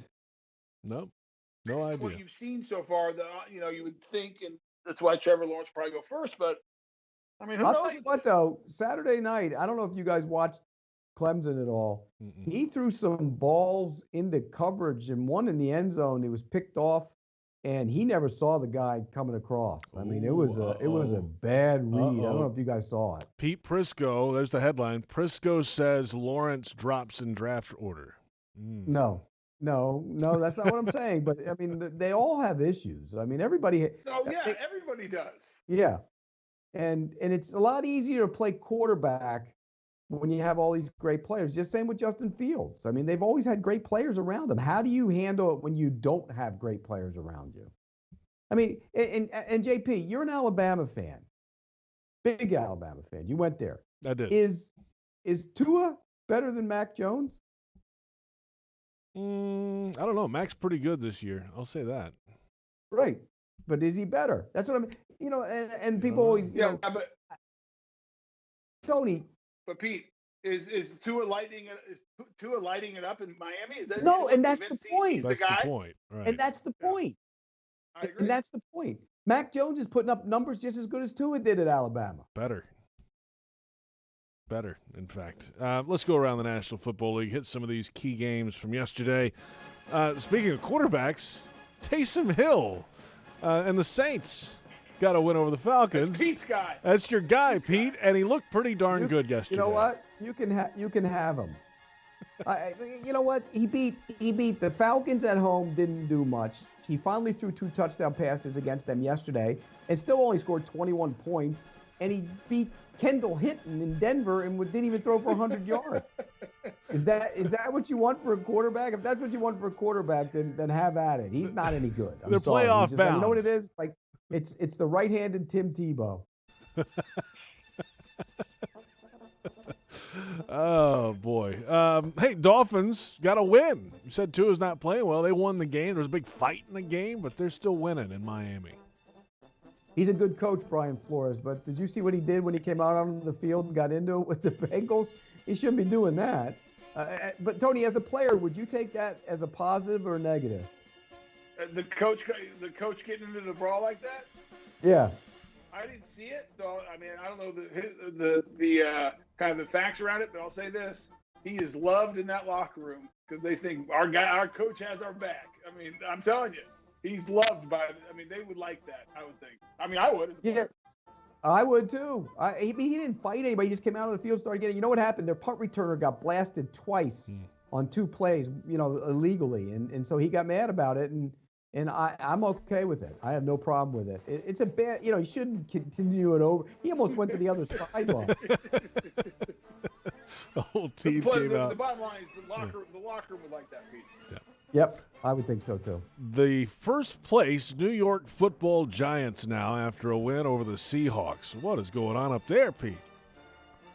Well, I mean, what's going on with the Giants is the Giants are playing good defense. I mean, you talk about a team, the Giants had new coordinator, Patrick Graham, new coach, and everybody said, oh, the defense can't be any good. He's done a really good job with them. They got all over Russell Wilson, and Russell Wilson's eye level came way down, and he started getting hit. And late in the game on a 3rd down play, Leonard Williams looked like the Leonard Williams everybody expected to see when he exploded past this guy for a sack. They played well, and that was with Colt McCoy. Think about that. That was even with your starting quarterback. You go to Seattle and win. That's impressive. Yeah, Joe Judge has done a good job, hasn't he, so far this year? You know what reminds me? Remember all the stuff he did in training camp when he tried to weed everybody out? There's a certain guy in Jacksonville did that in his first camp too. Well, and they're the best team in the NFC East. I mean, they're going to win that division. Right. That's not saying Their much. schedule's a little tough, but they also have won 2 games over the Washington football team already, which gives them a big advantage. Yeah. There you have it. Those are some key games from yesterday. Chiefs got a win last night as well. Monday afternoon football. Game 1 is already underway, and the Washington football team at 4-7 meeting the undefeated Pittsburgh Steelers at 11-0. And Ben Roethlisberger just hit Deontay Johnson on a 3-yard touchdown pass. Early in the second quarter, Steelers 7, Washington 0. But they still haven't run the ball. Yeah, that's the Steelers. A 3-yard touchdown pass because they can't run it more than a foot. Well, they just hit about a 3rd down, 3rd and 12, 13 play down to the 3 and then scored on the next play. They don't run. They don't even try and run. Their passing game is the running game. Game 2, Monday Night Football. The Buffalo Bills at 8-3 visit the San Francisco 49ers at 5-6. But they're not in Santa Clara. They won't allow contact sports. It's in Glendale at State Farm Stadium. Who you got? I got the Bills. I think Josh Allen's going to go do one of his games where he throws it a ton on early downs. The 49ers aren't bad against the run, so I think they throw it a lot, and I think they dictate tempo. I'll take the Bills. Yeah, I think it's the 49ers. I think the 49ers are, with all the injuries they had, give that Kyle Shanahan, that whole staff a lot of credit. They got one of the best defenses statistically in the NFL still. Without top 10 in the league, and they've had all those injuries. It's amazing. Yeah, so give them a lot of credit. I think the Bills slip up here, and I think the 49ers, and they might be that last playoff spot in the NFC when it's all said and done because they nobody run wants the them ball. in. No, and they run the ball well, and they're playing good defense. Kyle Shanahan's a heck of a coach. We know that. I think the 49ers are going to win tonight, and I think they're dangerous down the stretch. If they get in, nobody will want to play them. I guarantee you. All right, boys. Pete Prisco, Tony Boselli out of here. Joe Fortunato, Brent Reber, our entire crew. I'm JP Shadrick. We'll catch you next time. Jaguars Happy Hour on the Jaguars Digital Network.